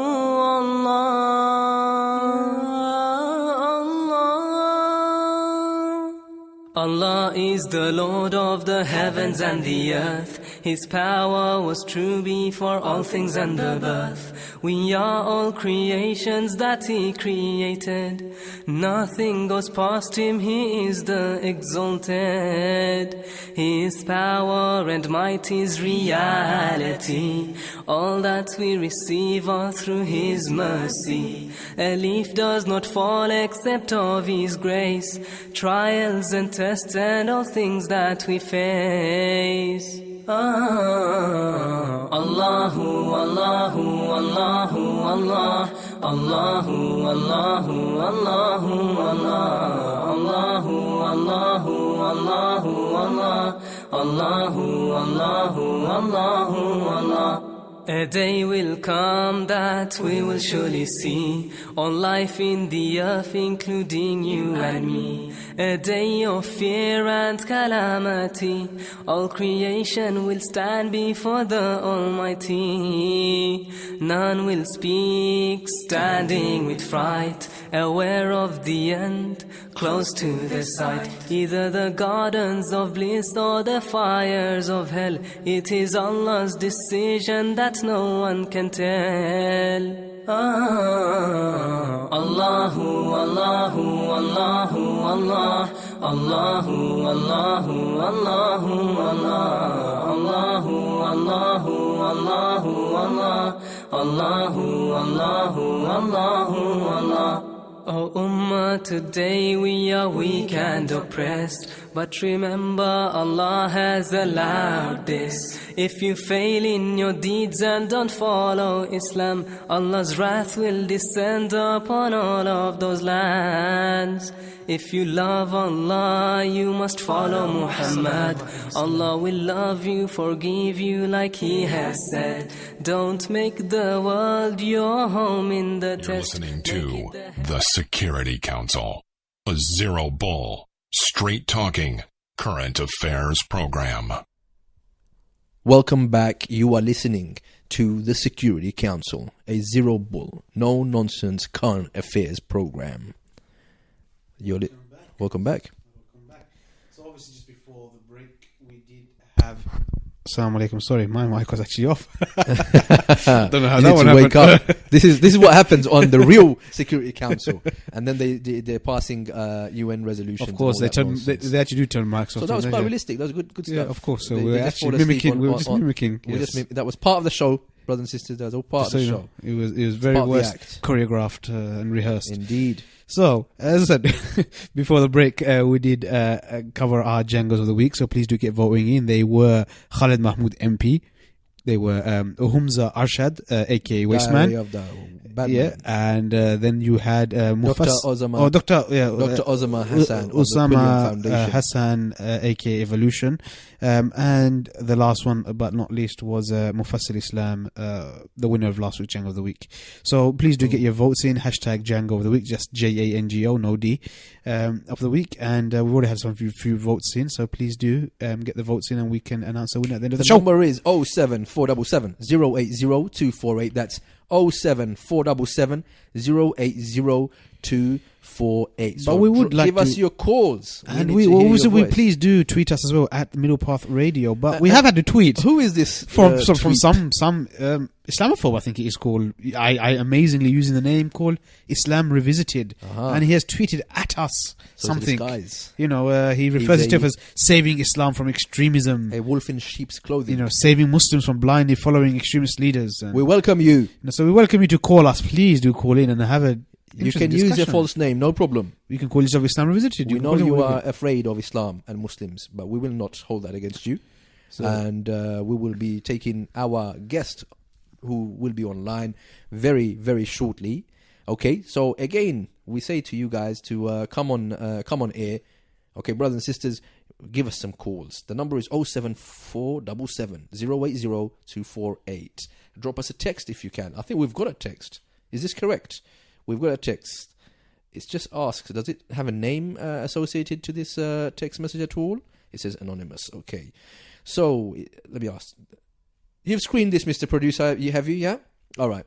What you brothers think of the arrest and harassment of entire families of those who have decided to go to Syria for whatever their reasons? That's a superb question, and it is actually one of the items on our agenda tonight. We thank you dearly for reminding us I of believe an that's in important relation item to like the that. raids that took place today. Yes. That's right. Some raids did take place today, and entire families, fathers, brothers, sisters, wives, relatives, all sorts, included from a variety of different properties, have been arrested because they did not tell the police that one of their cousins may have been involved in quote-unquote terrorist activity, or for even having just gone to Syria basically to fight Bashar al-Assad. Okay, we have our guest caller online right now. Before I take him on air, He's probably listening to us right now. Before we take him on air, we just want to let you all know that this is the notorious Abjol Miah, mashallah. He is, of course, a local personality as well as a community activist. He's a very staunch campaigner for the Palestinian cause and the Palestinian people. So without any further delay, I'd like to invite Abjol Miah to the Security Council. Assalamu alaikum, Abjol Miah. Wa alaikum salam wa rahmatullahi wa barakatuh. How are you doing tonight? Oh, not too bad. How are you feeling after your class, your martial arts class? Well, I feel sorry for the students because obviously they had a hard time. As an instructor, you have to give them the hard time because they're the one who's coming to class and they want to train and be fit and be strong. And which art exactly are you, teaching them in this particular class? Okay, well, I teach in Shadwell at the Tarling Community Centre. We're in partnership with the Rooted Farm Project, which is a program that deals with young people. It's a very good youth project based in that Fantastic. area. And we, as part of the Community Martial Art Trust, are providing a martial art program, which is, encouraging young people to kind of like learn a bit of discipline, get fit, learn a skill. And it's predominantly the Filipino martial art. Okay. We've also got now Brazilian Jiu-Jitsu and other styles in there as well. So it's a good range of different styles people are training, and I think it's very popular. A lot of people, adult, young people. I mean, we just started a women's class on a Saturday as Brilliant. well, and that's going good. So there's a very good, keen interest from the community. People want to stay fit, strong, and also people want to do it for self-defense as well. I'm sure you probably understand the importance of self-defense, and more importantly, the discipline behind some of these martial arts are very good. That's right. So this is for a particular age category, or is there a variety of different age groups participating in your classes? Sorry, I couldn't hear that. Is that for any particular age group, or are they all quite young? Right, yeah, no, there are different age groups. We start teaching from the age of 6. We have a children's class on a Saturday. Right. We have also a women's class from 3 o'clock to 4:30 on a Saturday as well. We have teenagers class on a Saturday morning from I think 11:30. We have also Brazilian Jiu-Jitsu for teenagers Sunday morning. I also teach teenagers Sunday afternoon as well. We've got adult classes Tuesdays and Thursdays, so the week's kind of fully packed for the community. I'm really happy to hear that, Abjol Miah, because they can't say anymore that we are discriminating against women, as you have even facilitated a women's class for their own defense. Well, that's normal and it's common. I mean, there are a lot of women's classes, women's services available, and a lot of sisters are actually taking up martial arts as well and why not? They want to, be fit, strong. They also need to learn how, build up self-confidence as well as self-defense as well. And as you probably know, under the climate of Islamophobia, a lot of females do get attacked, and there's been numerous cases where females have been attacked, and it's only their right to be able to learn to defend themselves. Superb, and really just want to add the Islamic angle, as this is a Islamic online talk station. We know that it's actually a prophetic sunnah to stay strong, to be fit, and specifically he practiced some martial arts in the sense of wrestling, grappling, which is very similar to what you describe as Brazilian Jiu-Jitsu, although not the same. Yeah, that's right. I mean, in many communities. I mean, if you look at the Jewish community, there are many community programs that are run in the Jewish community as well. There's they're teaching Krav Maga in various different community centers. The Sikh communities also has a very good community program. So there are various different community groups and faith groups who realize the benefit of martial art as a form of discipline. And it was quite difficult. I remember growing up as a teenager, it was very difficult to get things in East London. But now, East London or in London, there are very, very good schools. And these forms of martial art also bring people together as well, people from all different backgrounds. I mean, I've got people from other cultures and faiths who turn up and train as well. Sure. And obviously, because of our geographical area, predominantly, mostly Bangladeshi people come and train, but I've got other communities who come. But non-Muslims are welcome to join your class as well. Yeah, no. People can come in and join in. We have young people during the summer holidays and holiday periods. We have people from all different backgrounds come and join in. So yes, predominantly there might be a lot of Bangladeshi and young people from the Muslim background, but our delivery and our program is open to anyone. And I'm sure if anyone wants to come along and join in the classes, they will definitely benefit from it. Absolutely. Well, Jazakallah khair for taking your time out at this very late hour, Abjol Miah, to come speak to us on the show. I'm going to leave the surprise to the end because you've got to tell all our listeners of a small update, I think, that you have in store for us. But before we do that, we're going to just ask you really just about a recent issue, which was quite a talked about topic in the news and as well in the Muslim community. And that is the vote that they were taking in Parliament to recognise Palestine as a state. Now, there's been some confusion around this, and I'm not going to say I've got the answers myself, Abjol Miah. That's why we're calling you. So, what exactly was that vote all about? And what's kind of thrown the spanner into the works of these things of this vote really is where certain politicians actually abstained from participating in the vote, namely George Galloway and others. Well, they haven't just they haven't just abstained. Many members of Parliament didn't even attend. I see. If you look at the numbers, we've had cast for the motion 274. We had 12 objections. Okay, and that's not the total of Parliament, is it? No, that's not. Yeah. So there was a big chunk, maybe half of actually have decided not to even turn up. And and obviously, from my perspective, there are a couple of issues. Number one, it's a symbolic kind of a vote. Okay, so it has no legal binding at all. So even though the majority of the House voted for recognising the Palestinian state, the government isn't obliged to do anything with that outcome.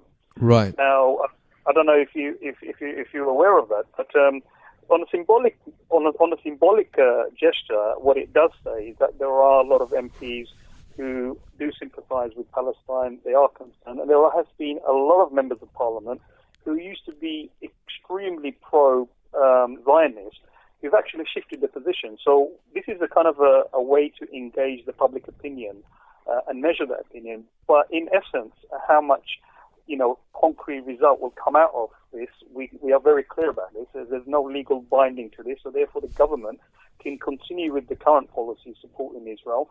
And if Israel is to now invade or attack, the country will be, the government will have to support them. I see. So, why exactly? I mean, so you've just made clear that the vote doesn't actually have any real significance on the ground or in the political situation with the scenario in the Middle East. It's more of a symbolic gesture, a tokenistic thing. If knowing this, why did certain politicians like George Galloway, who is perceived to be pro-Palestine and was a campaigner for Palestine, why did he abstain? And I know others who are, like Rukhsana, what's her name? Yeah, Roshanara Ali. Yeah, I mean, she also abstained. But she's not a surprise. But when George didn't vote, I find that I couldn't understand that. Could you tell me a little bit more about that? Yeah, well, you see, the people who know more about the Palestinian cause, people who know the deep politics of that particular region, I've got to say George does have a better understanding. I mean, he's actually been fighting for the Palestinian cause for over 30 years now, and when you have a motion that comes on the Parliament for debate, obviously he's kind of abstaining that because we know the outcome is not actually that beneficial, apart from symbolically, Israel, so it can hold on public opinion in the UK. Legislators are, switching over. I mean, one thing is clear from this particular vote, that public opinion has shifted. Israeli think tanks will have to go back to the drawing table and think how they re-strategize.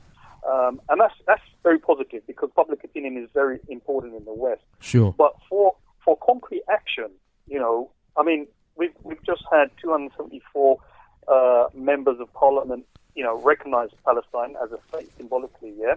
Now, the others, deliberately failed to turn up, and I put a message up on Facebook to people to inform me if our member of parliament from Lieutenant Bow participated or not. Now, you've got to understand the mainstream political parties. The Labour Party realises it has a lot of MPs in various different Muslim constituencies, yeah? And therefore they don't want those MPs in the next general election to get into serious trouble. Now, what they've done is withdrawn the whip. Therefore, members of parliament can actually vote or not vote. They don't have to attend. There's no forced compulsion one way or the other way. Sure. You've got to remember, the issue of Palestine does cross between party lines as well. There are people in the Conservative Party who are pro-Palestinian, and there are people in the Liberal Democrats who are pro-Palestinian, as well as people who are pro-Zionist.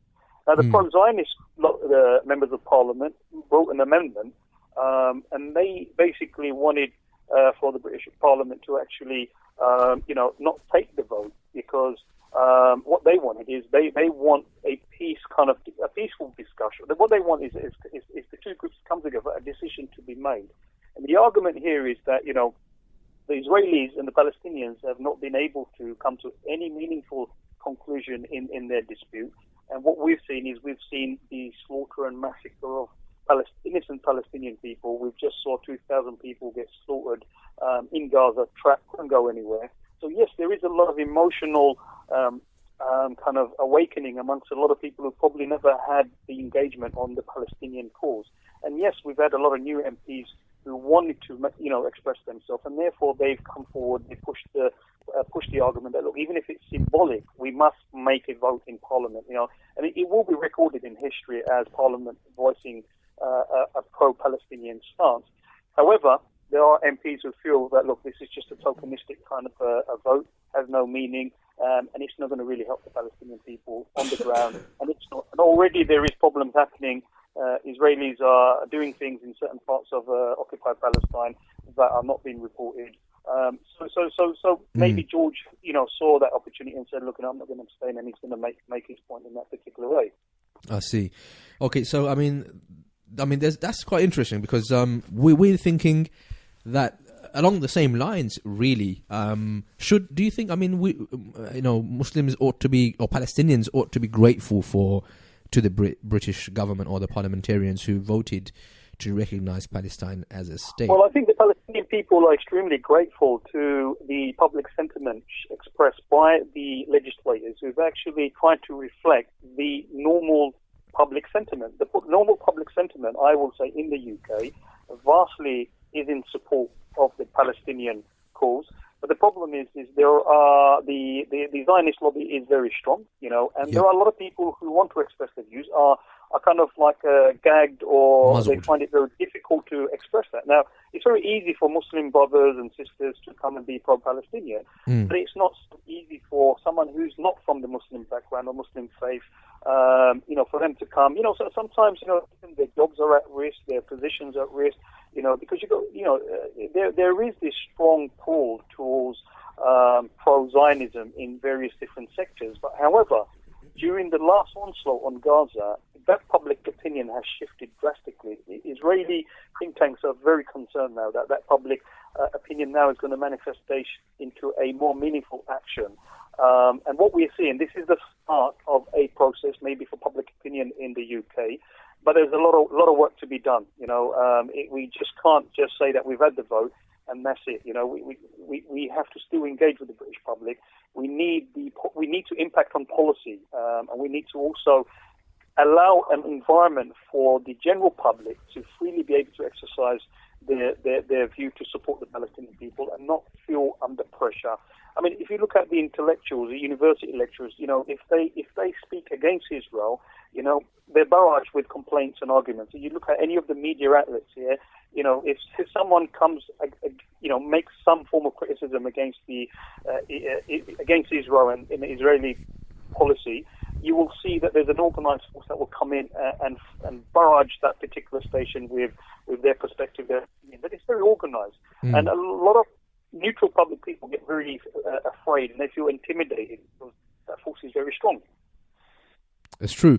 And I mean, is it possible at all, Brother Abjol, that the vote could even be quite counterproductive or could have set a negative precedence? When I've heard the argument that let's say this vote to recognize Palestine as a state, it might automatically, infer that, Palestine never existed prior to this date, and that Israel is the original country and state, the legitimate country, and that Palestine was born new, as a new entity with, practically only Gaza as its tiny piece of strip of land, Gaza as its, borders. So do you think that could be setting a kind of dangerous precedence here where, a lot of people who don't go back in history, into the 1950s and late 40s, do you think this could be a dangerous precedence where people are just assuming that now we have a new thing called Palestine, where previously we're just actually Israel? The good thing is that there has been some very good countries who've actually come forward. They've shown their pro-positive stance towards recognizing Palestine. That means that they will try and seek to support Palestine, even through humanitarian cause as well as through aid and maybe even financial support. So it's a step forward. But the reality on the ground is that the Israelis are still occupying Palestinian territories. They're still taking territories as well. I don't know if you're aware, Israel is one of the countries in the world that it hasn't defined its own borders. So therefore, a country that hasn't defined its own borders, it's very difficult for Palestinian people to negotiate a border when the Israelis don't have a border as well. And this is why those people who understand the historical politics of that region have a better view in understanding this. And the British public, they will, general public will struggle because you have to know the historical context. Why does the Israeli government want to stifle and use time as a way of healing their problem? They believe that the longer this is prolonged, the better their solution will be in order to kind of annex as much land and resources as possible. And the Palestinian people cannot give up their land. They cannot just give up their villages, which is happening. More and more people, more settlers are, occupying the West Bank. The Israelis will say that, look, we've actually left Gaza, so why are the Gazans, throwing rockets in that? Yeah, but, they haven't really left Gaza. What they've done, they've colonized Gaza, controlled it, contained it, controlling all the resources in that, and therefore the people are feeling suffocated. So if you really want a political a solution, then you have to place both sides with equal terms. Israeli always accuses the Palestinians for actually faltering all the negotiations and that. They seem to blame everything on the Palestinians, but they're not willing to take some of the faults themselves. That they themselves have no intention in a positive outcome in this. They themselves hesitate to have a two-state state, a Palestinian and Israeli state, because they believe that if the Palestinians have their state, then there's that will legitimize the Palestinians having their the health sector. They will have energy control over the energy resources. Also they will have a standing army, and Israel doesn't want this. Yeah. So and if Israel doesn't want a Palestinian state, it's going to continuously argue that the other side is actually faltering. Palestinians don't want peace. They will blame the Palestinians, and in essence, what is happening? There are a lot of people in the middle ground who are saying, look, listen, if two-state solution is not going to work, if it's not going to be viable, if the Israelis don't want it, and the Palestinians are trapped because they want their land, they have the right to their land. What you have now is a one-state solution. And now I've heard this, and many people are actually raising this, that there should be one Palestine, and the Israelis should live under the Palestinian state, yeah? That's You've right. got another perspective that's coming now, yeah? Interesting. Which Israelis are very afraid of now. So in a way, they do want to allow the concept of a two-state to continuously to be floating in the air, but actually what is happening on the ground, the real policies and the real implementation of giving the land back to the Palestinians, it's not just the land back as well, it's also allowing the millions of people that being kicked out of those lands. The people of Gaza, where do they come from? How did these Gazan people end up in that particular part of Gaza? Yeah, they were kicked out from their villages, from their homes, and they kind of herded to one particular part of the area. All the resources are taken away from them now, and as being the victim, the Israelis will claim they are the victim now because people who are trapped are throwing stones at them, and their society cannot handle it. Abjol, I just wanted to bring it back also again to the question of this vote. Do you think the parliamentarians actually discussed some of the real issues when they took this vote? For example, whether the UK will stop arming and funding the state of Israel, they're sending weapons there. You know what? I've got to give it. There were MPs who raised those issues. There were good, thorough debate, and I'm very glad that this debate did take place because people have raised these kind of issues as well. So I think in Parliament, if people look at the debates or listen to the debates, there's various different MPs who've raised those issues. Yeah, that we as UK, we're instrumental. We've been, so many MPs have actually. I think on the debate and discussion, I think it was a very, very good opportunity for people to become a bit more aware. I think. Are you saying that took place today, or when they took the vote, or is this like an ongoing thing that was been happening before today's vote? Well, no. Before the motion was actually put on the table, they had to debate and discuss it. So in those debates and discussions, different members of parliament were raising different points and arguments on both sides. But they didn't take any votes on any of those issues. Like they didn't vote to say, right, UK will, from today onwards, will stop arming the Israeli government and stop sending funds to support Israel in its crimes against the Palestinian civilians. They didn't take a vote like that at all, did they? It didn't lead to any kind of decision. That wasn't the vote. So basically it's just recognizing Palestine as a Palestinian state. That was it. In that debate, people raised other issues of humanitarian causes, and also the injustices taking place. So there were members of parliament who raised various. In the debate, what you do is you have the motion, then members of parliament, politicians will try and throw some more in there as part of their speech. So as part of the speech, people have thrown a lot of very, very good positive. And sometimes you have to pick your battles, I guess, one thing a step at a time, I suppose. Yeah. Abjol Bhai, I just want to say, really big jazakallah khair to you for coming on air tonight on the Security Council and really sharing all of this information that you have, accumulated over the years that you've been campaigning for Palestine. We wish you all the best. But before you go, there was this surprise that you had in store for us on Middle Path Radio.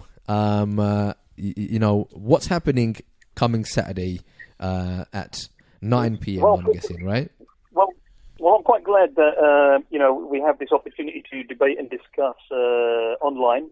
I think online is a very good way of communication. I think a lot of people are online. I do spend a lot of time on social media, and I think to be able to listen to debates and discussions online is very good, and that's why I think I was very glad, because I think what's going to happen now, I'm going to actually put myself forward to present on Saturday. Allahu Akbar. Mashallah. I know there are a lot of listeners out there who would like to, take me on as a speaker as well, or as a presenter, and all the best to them as well. And there's a lot of people. Okay, should be interesting. Would like, allow me to bring some interesting topics on for discussion. And hopefully on Saturdays I'm going to try and make it lively, busy. A little bit controversial as well, and very informative. Just how we like it. We love controversy on the Security Council. So I'm really glad and chuffed to hear that you'll be having your own show on Saturday at 9 p.m. I guess it's called Tonight with Abjol Bhai. Is that correct, Mr. Producer? Yep, he's nodding. It's Tonight with Abjol Bhai every Saturday at 9 p.m. Is the producer there? Is the producer in the house? Mr. Producer is in the house, and he's just, he's going to pull up. You go on, Mr. Producer. Mr. Producer is... Hello. Are you in the house? Yes. Are you in the house? So no, I'm just trying to keep the line before I... Yes, he is in the house. That's the producer talking. Okay, all right. Well done, Mr. Producer. He says, "Well done, Mr. Producer." We're going to be really cutting close to our closing time, Abjol Miah. So I'm really excited to listen to your show on Saturday night. I'm sure you'll be bringing a lot of exciting topics and hot debates to the table. I mean, I'll just give you a hint of what we're going to be talking about. We're talking about disease and control of disease. Obviously, Yes. you are aware of Ebola. what's happening with the current crisis. We want to look at a Muslim perspective of how to control disease and illnesses as well. So I'll have a scholar who's going to give us a bit of an intake on, as a Muslim community, what do you do if people have certain forms of disease that are contagious, that will spread to other people? Is it ethically right to actually exclude people from Jama'ah Salat and things like that? So we'll be bringing a lot of those kind of topics. I know a lot of people want to ask questions in a way where we've not thought about those kind of problems, because there's been a lot of control measurements being put in place in our airports now because of that disease. I can tell you, all the brothers in the studio are nodding their heads, thinking, "Yes, this is going to be a good show." Good show, inshallah. It's different to what we're doing, because sometimes we have a variety of permanent members of the Security Council who come from parts of Africa, namely Good Luck Jonathan and Desmond Two Guns and Robert the Beast Mugabe, who's been away, maybe perhaps due to this outbreak of Ebola for a long time. So we will be definitely tuning in to hear a more serious and genuine discussion about the outbreak of Ebola with Abjol Miah on his program 9 p.m. every Saturday. Tonight with Abjol Miah, that's what it's called. So those of you listeners out there, don't forget, we've got Madarij Salikin on Saturdays at 7:30, and then we have Abjol Miah with his program every Saturday at 9 p.m. Abjol Miah, just want to say again, last time, Jazakallah khair for coming on our show. Really, really found it informative and educational. We hope to hear from you. And my big message to everyone: please don't forget the people of Palestine. They are still trapped, subjugated, and occupied. We need everyone to campaign. We want everyone to, inform public opinion. Do your best, really. Jazakallah khair, Abjol Miah. Assalamu alaikum wa rahmatullahi ta'ala wa barakatuh. Wa alaikum salam wa rahmatullahi wa barakatuh. So that was Abjol Miah, who is also broken some news to us that he will be taking his own show on this station, Middle Path Radio, coming Saturday 9 p.m, called Tonight with Abjol Miah. And do tune in. He just gave us a little quick glimpse of what he's going to be talking about, amongst many other things, and that is the outbreak of Ebola. It is real. It's serious. It is a very important topic and interesting topic. And it's come to the UK. It has. It's come to the borders. So, indeed, I think that's going to be a very interesting show, and I will be tuning in myself just to. I might come into the studio and gate crash Abjol Miah's show. We're going to do a revolution just in like the Security Council does, So Abjol Miah, be prepared. You better have your artillery ready, because this is going to be interesting this Saturday. You might be gas masked up. That's right. So do tune in. Brothers and sisters. Put that in your diary. We have Tonight with Abjol Miah every Saturday at 9 p.m. We've got so many things to talk about, but very little time. We still do, but I think, I don't know, Django of the Week, I think we should be definitely kind of... let's pick Django of the Week before we take one issue, because we've got a couple of texts from a few brothers or sisters on one particular issue, which is very pressing. We will talk about that. We didn't do enough justice tonight with that. But Django of the Week, who is... Okay, we've had a few votes in here and there, and I think we're going to have to take a vote in the studio to kind of work it out. But at the moment, I think, Brother Ahmed, who was your vote going with? Was it going with Mr. Graphic? I put the graphic warning of Khalid Mahmoud. Warning graphic. See, I'm going with KM. For me, I'm kind of split between the Diary of a Wasteman and Mufassil. It's not fair until you go and check out the link and of the picture. It's there on our Twitter. Mahmoud. You can check it yourself. That pose, that's the pose of the of the Bangladeshi groom, fresh into UK, looking for a bride to marry for the brown noses, for the red passport. That is that pose. That's why there's a warning, by the way. under his. So I don't know. I think we might have to take Mr. Producer here to kind of sway the vote here, because at the moment you're going for you're rooting for Dario the Batman. It's actually It's actually 50-50. It's Dario the Wasteman or Mufassil. I'm really I don't know. Mufassil has really been taking it by storm, really. So I don't know. I think it's going to take Mr. Producer to kind of. The level of sheer arrogance from that man is also making me kind of reconsider Khalid Mahmood. So here I think we've got Mr. Producer's got a throw in the last vote. He made it twice consecutively to Django of the Week nominee. Nobody's done that before. That's just amazing. Twice in a row. Twice in a row. You can't really have that, can you? No, but that's a special one. That is a special one. So, Mr. Producer, come on. Cast your vote. What I think of that Mufassili character, my goodness. He just makes you laugh. If he washes his mouth with soap, then maybe... But he's not going to wash his mouth with soap anytime soon. I think, listen, there's one thing I've got to say here. Here on the Security Council, please, Mr. Mufassil Islam, we welcome you to come onto the show. We're going to tweet at you right now. And to clear your name and to justify your words of profanity, please do come onto the show. The offer is there open. You know what? Call in. We'll let you have airtime on the We'll Security give it to you. Council. Just hold back, some of the foul language. Yeah, but, just don't drop any F-bombs. Just come on air and speak, some words of English, hopefully, and tell us why you did that video and what was your logic and rationale behind dropping so many F-bombs on that. So, Mr. Producer, please cast your last casting vote, and then we should have the winner. We don't do votes in the Security Council. We lead by dictatorship. Unfortunately, that's why. What is the decision? As a producer, I will make the call and I will say the 1917 picture has to do it for me. It looks like it's the graphic. Mr. Warning. Khalid Mahmood. The Mirror had done it. I mean, so nicely.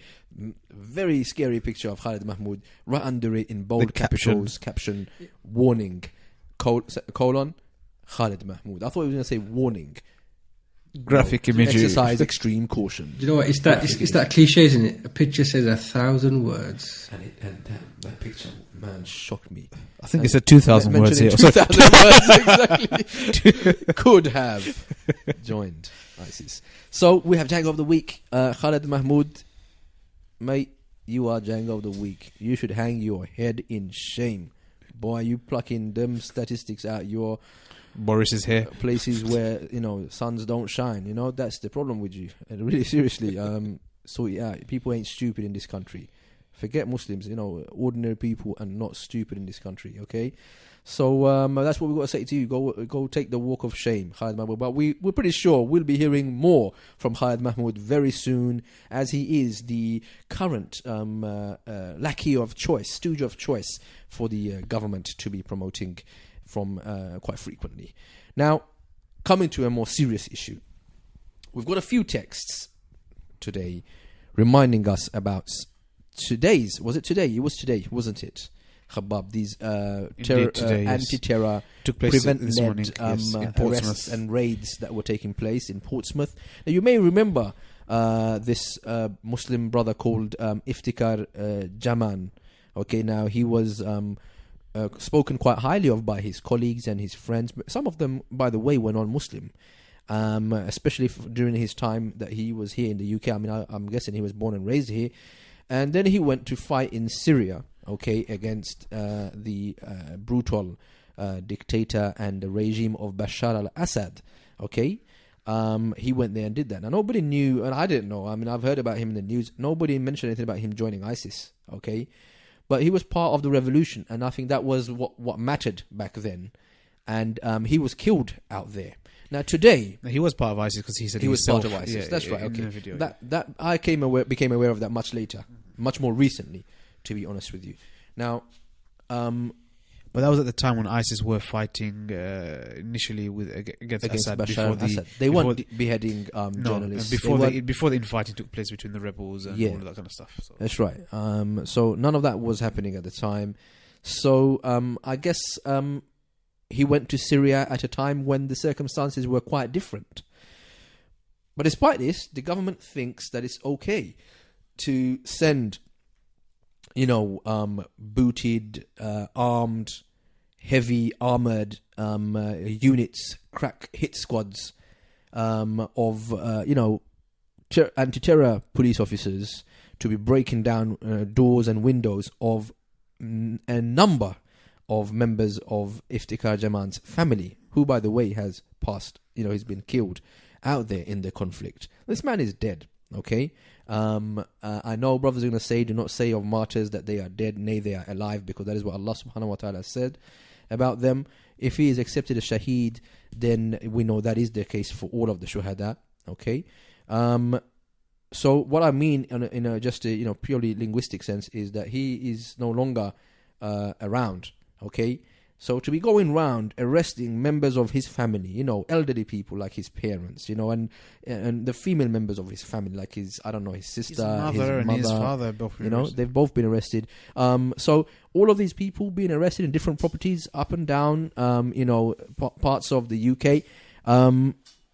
This is what I call harassment. This is what I call bullying. This is what I call, the politics of intimidation. And this man, remember, again, I remind you, this man, Iftikhar Jaman, is no longer around. He has been killed already.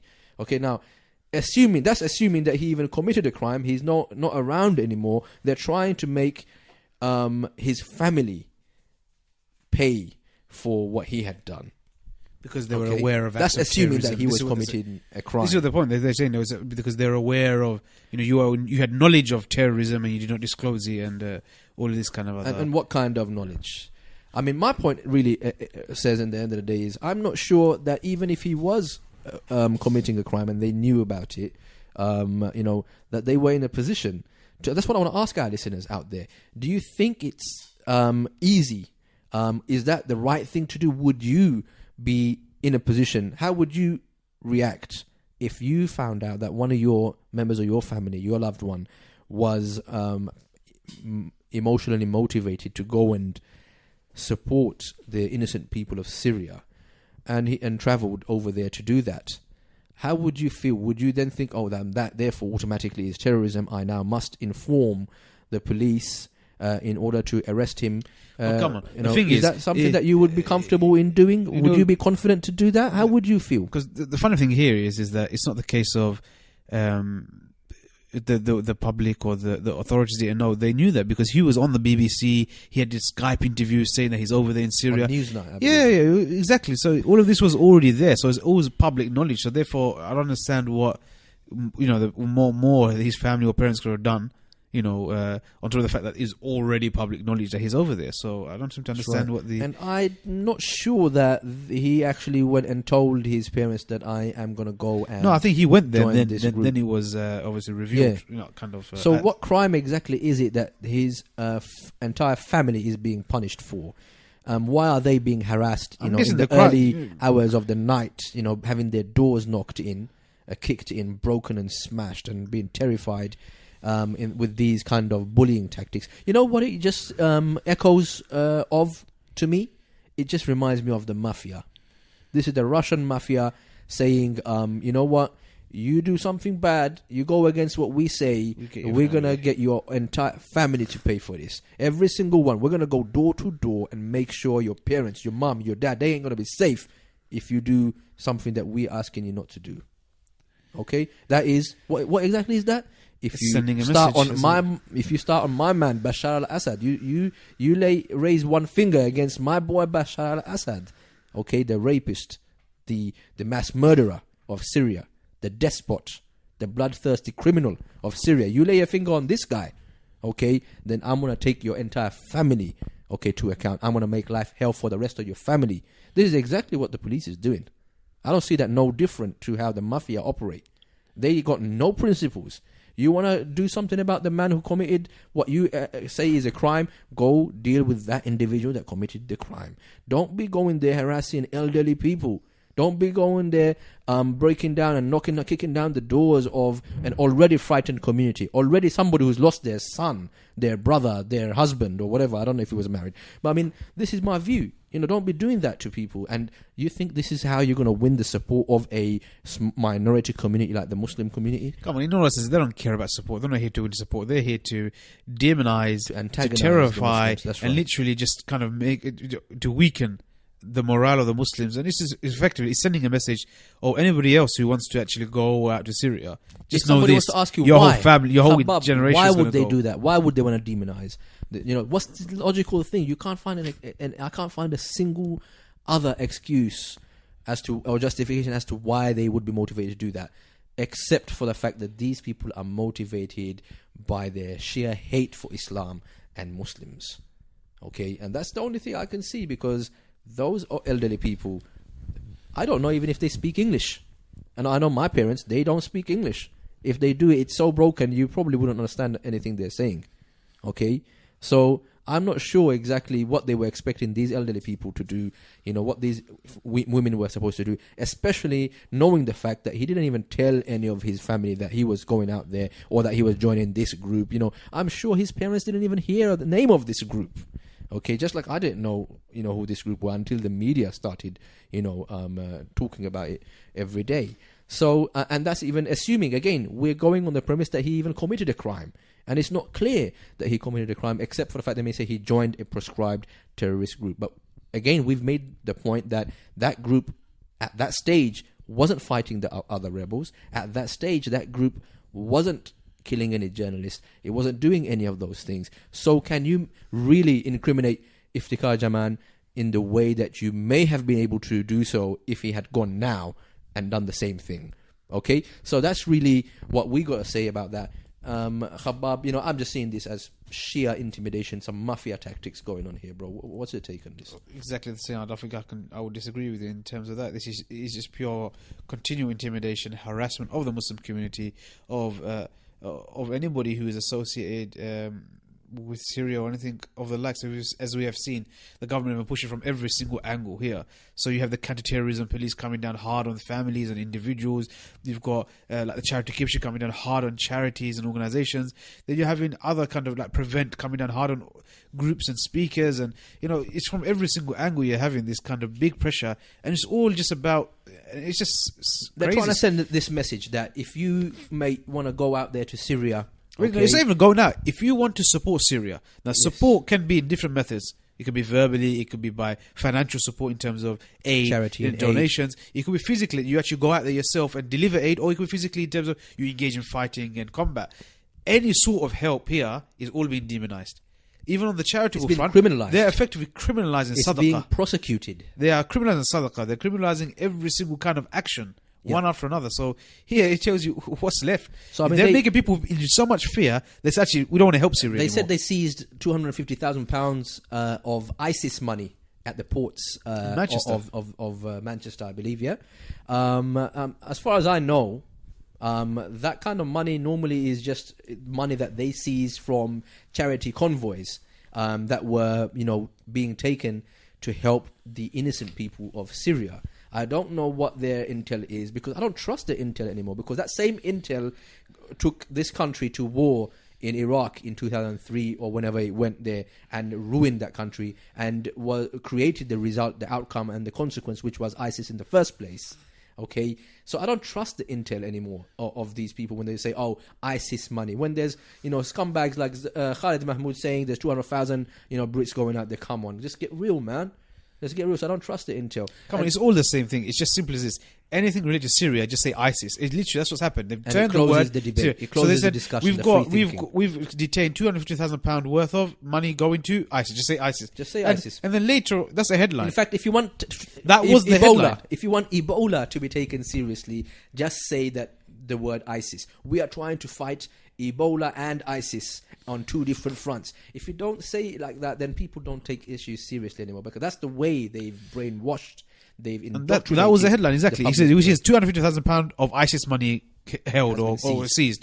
And then you read through it saying £250,000 of money heading towards Syria, which could potentially be funding groups like that. So again, it's all about this potential. Or could be going to be going to a refugee camp, could be going to a hospital, could be going to all sorts of places. Exactly, most of it was from convoy monies, again, which is and that money, by the way, is not coming from some Saudi prince his pocket or something like that. That's money that was earned by hard-working British people who are not very wealthy, who out of their care and their duty to innocent lives out in Syria, they parted with their money. from their money, and they gave it to these charities. And now who's got it? Who's it in the hands of? It's in the hands of the police. That's right. So there you go. Exactly. And all you got to say is, this is ISIS money. And just like Mr. Mahmoud, can you turn around and say 2,000 people in ISIS? It's just ridiculous. I think it's gone too I'm mad. just going to read some headlines. We can't go through any of these stories anymore. We appreciate our brothers and sisters who've been texting us and especially reminding us about the story of Iftikhar Jaman's family, who are now being, by the way, they've been raided before. Those properties have been raided. His home has been raided before. His family's been already through a raid in the past. So they're going through that whole ordeal, harrowing ordeal all over again, and you wonder why. But nobody's going to ask any questions. He's the family of Iftikhar Jaman. That's it. That's good enough. Raid his house. That's what people are thinking out there, and we want to challenge that kind of thinking. The headlines, a roundup of the headlines from this week, not in any particular order. A woman, she was jailed after, according to The Guardian, Al-Qaeda terrorist material was found on her phone. That's it. Just drop another word, say Al-Qaeda or ISIS material found on her phone, and that's it. You can bang up a lady, put her in prison. Apparently, her two brothers were charged for some terrorist activity, and they were, I think, imprisoned as well, by the way. I'm not sure, fully aware of the details. However, the sister, she does say that she was actually inquisitive about what motivated her brothers to do what they did, which eventually got them criminalized. So she actually started reading some of the material that she felt was influencing her brothers. And that was the same material they found on her phone and said, oh, so you're a terrorist as well. So no, I'm just reading up to find out about what influenced my brothers. But they said, I'm sorry, that doesn't matter. If you're a Muslim and you have this kind of ebook or whatever it was, I'm not sure, on your phone, that means automatically we have to assume you are a terrorist. And in fact, the judge, I think, said that they didn't think she was a threat at all to the country or anything like that. However, it was best to jail her. Can you imagine? These are women, ordinary women. They talk about, women's rights and freedom and, giving Muslim women are oppressed. I talk about this and I said, this is oppression. This is Muslim women being oppressed. Okay? Not only, again, in another case, not only is her two brothers gone to prison, they've decided to put her in prison as well. Snap Ofsted inspections of 3 Islamic schools in London. Again, you can see, as Brother Khabab was saying, another front where the government is trying to demonize and corner the Muslim community with their sudden, what LBC referred to with a slightly related story. I found it very strange, using this extremely provocative language. They said these are a hit squad of crack teachers that will be visiting certain schools up and down the country, and that was for actually any school. That was not particularly for any religious school, exclusively. But I just found that kind of language. They're using all this militant language. Hit, it sounds like the SAS. These are the hit squad of crack soldiers. And like I'm thinking of teachers. Excuse me. See, automatically I thought of soldiers there when I use those words. Amnesty International has just released a new report, 14th of October 2014. It says, Iraq, evidence of war crimes by government-backed Shia militias. And if you read some of the stories, guys, go to Amnesty's website, brothers and sisters, go and read that story on there. Okay? If you read some of the horrific accounts that they've recorded of people being killed, tortured, summarily executed, you'd think, oh, isn't that ISIS? But you say, no, these are our friends, the America's friends, okay, UK's friends, that they are currently supplying with weapons in Iraq to do this to Sunnis. In the name of what? Fighting ISIS. There you go. That's the solution. Drop the ISIS bomb. Done it. It's okay. And BBC also reported that Iraq, the Shia militias, are killing Sunnis in reprisal attacks. They're basically killing any Sunni that they find, simply because they say, well, ISIS is Sunni, therefore all Sunnis must die. So that's and again, BBC does make reference to Amnesty's aforementioned report. We had a very good video that we wanted to play. We'll have to save that for another day. It was Michael Scheuer's interview on CNN. He just puts that anchor in his place. you got to go to our Twitter page, inshallah, or our blog, okay, to go find out a little bit more about that video. We had another one, which was the Turkey official who says quite clearly what we said, that he doesn't agree with supporting the PKK, one terrorist organization, against ISIS, which everybody is calling another terrorist organization. So, why would we support one over the other? Okay, so they don't want to get involved in any shape or form militarily, according to this particular Turkey official. However, he is saying that we have several, dozens of thousands of refugees in Turkey, and we are providing aid to them. That is, medical aid. So he says we are playing our role as a neighbor to Syria anyway. We had a few more stories, like Dr. Tariq Ramadan, what he had to say about ISIS. We had also a video interview by one of the members of Hizb ut-Tahrir in Australia. He conducts quite a good interview out there. And those of you guys who know us know that we are not members of Hizb ut-Tahrir, by the way. However, not that there's anything wrong with that. He holds an interview and he handles himself very well, where the presenter simply is asking him to give her answers that she wants to hear, and he refuses to do that, basically.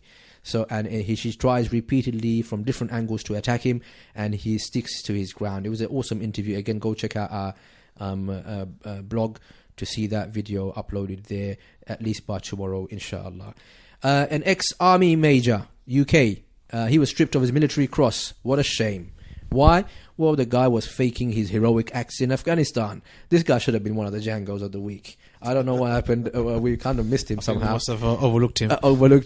He was, giving his Rambo heroic stories that he was, quite the champion in Afghanistan. Turned out it wasn't him. He did nothing of the sort. So the Queen has decided to take away his military cross.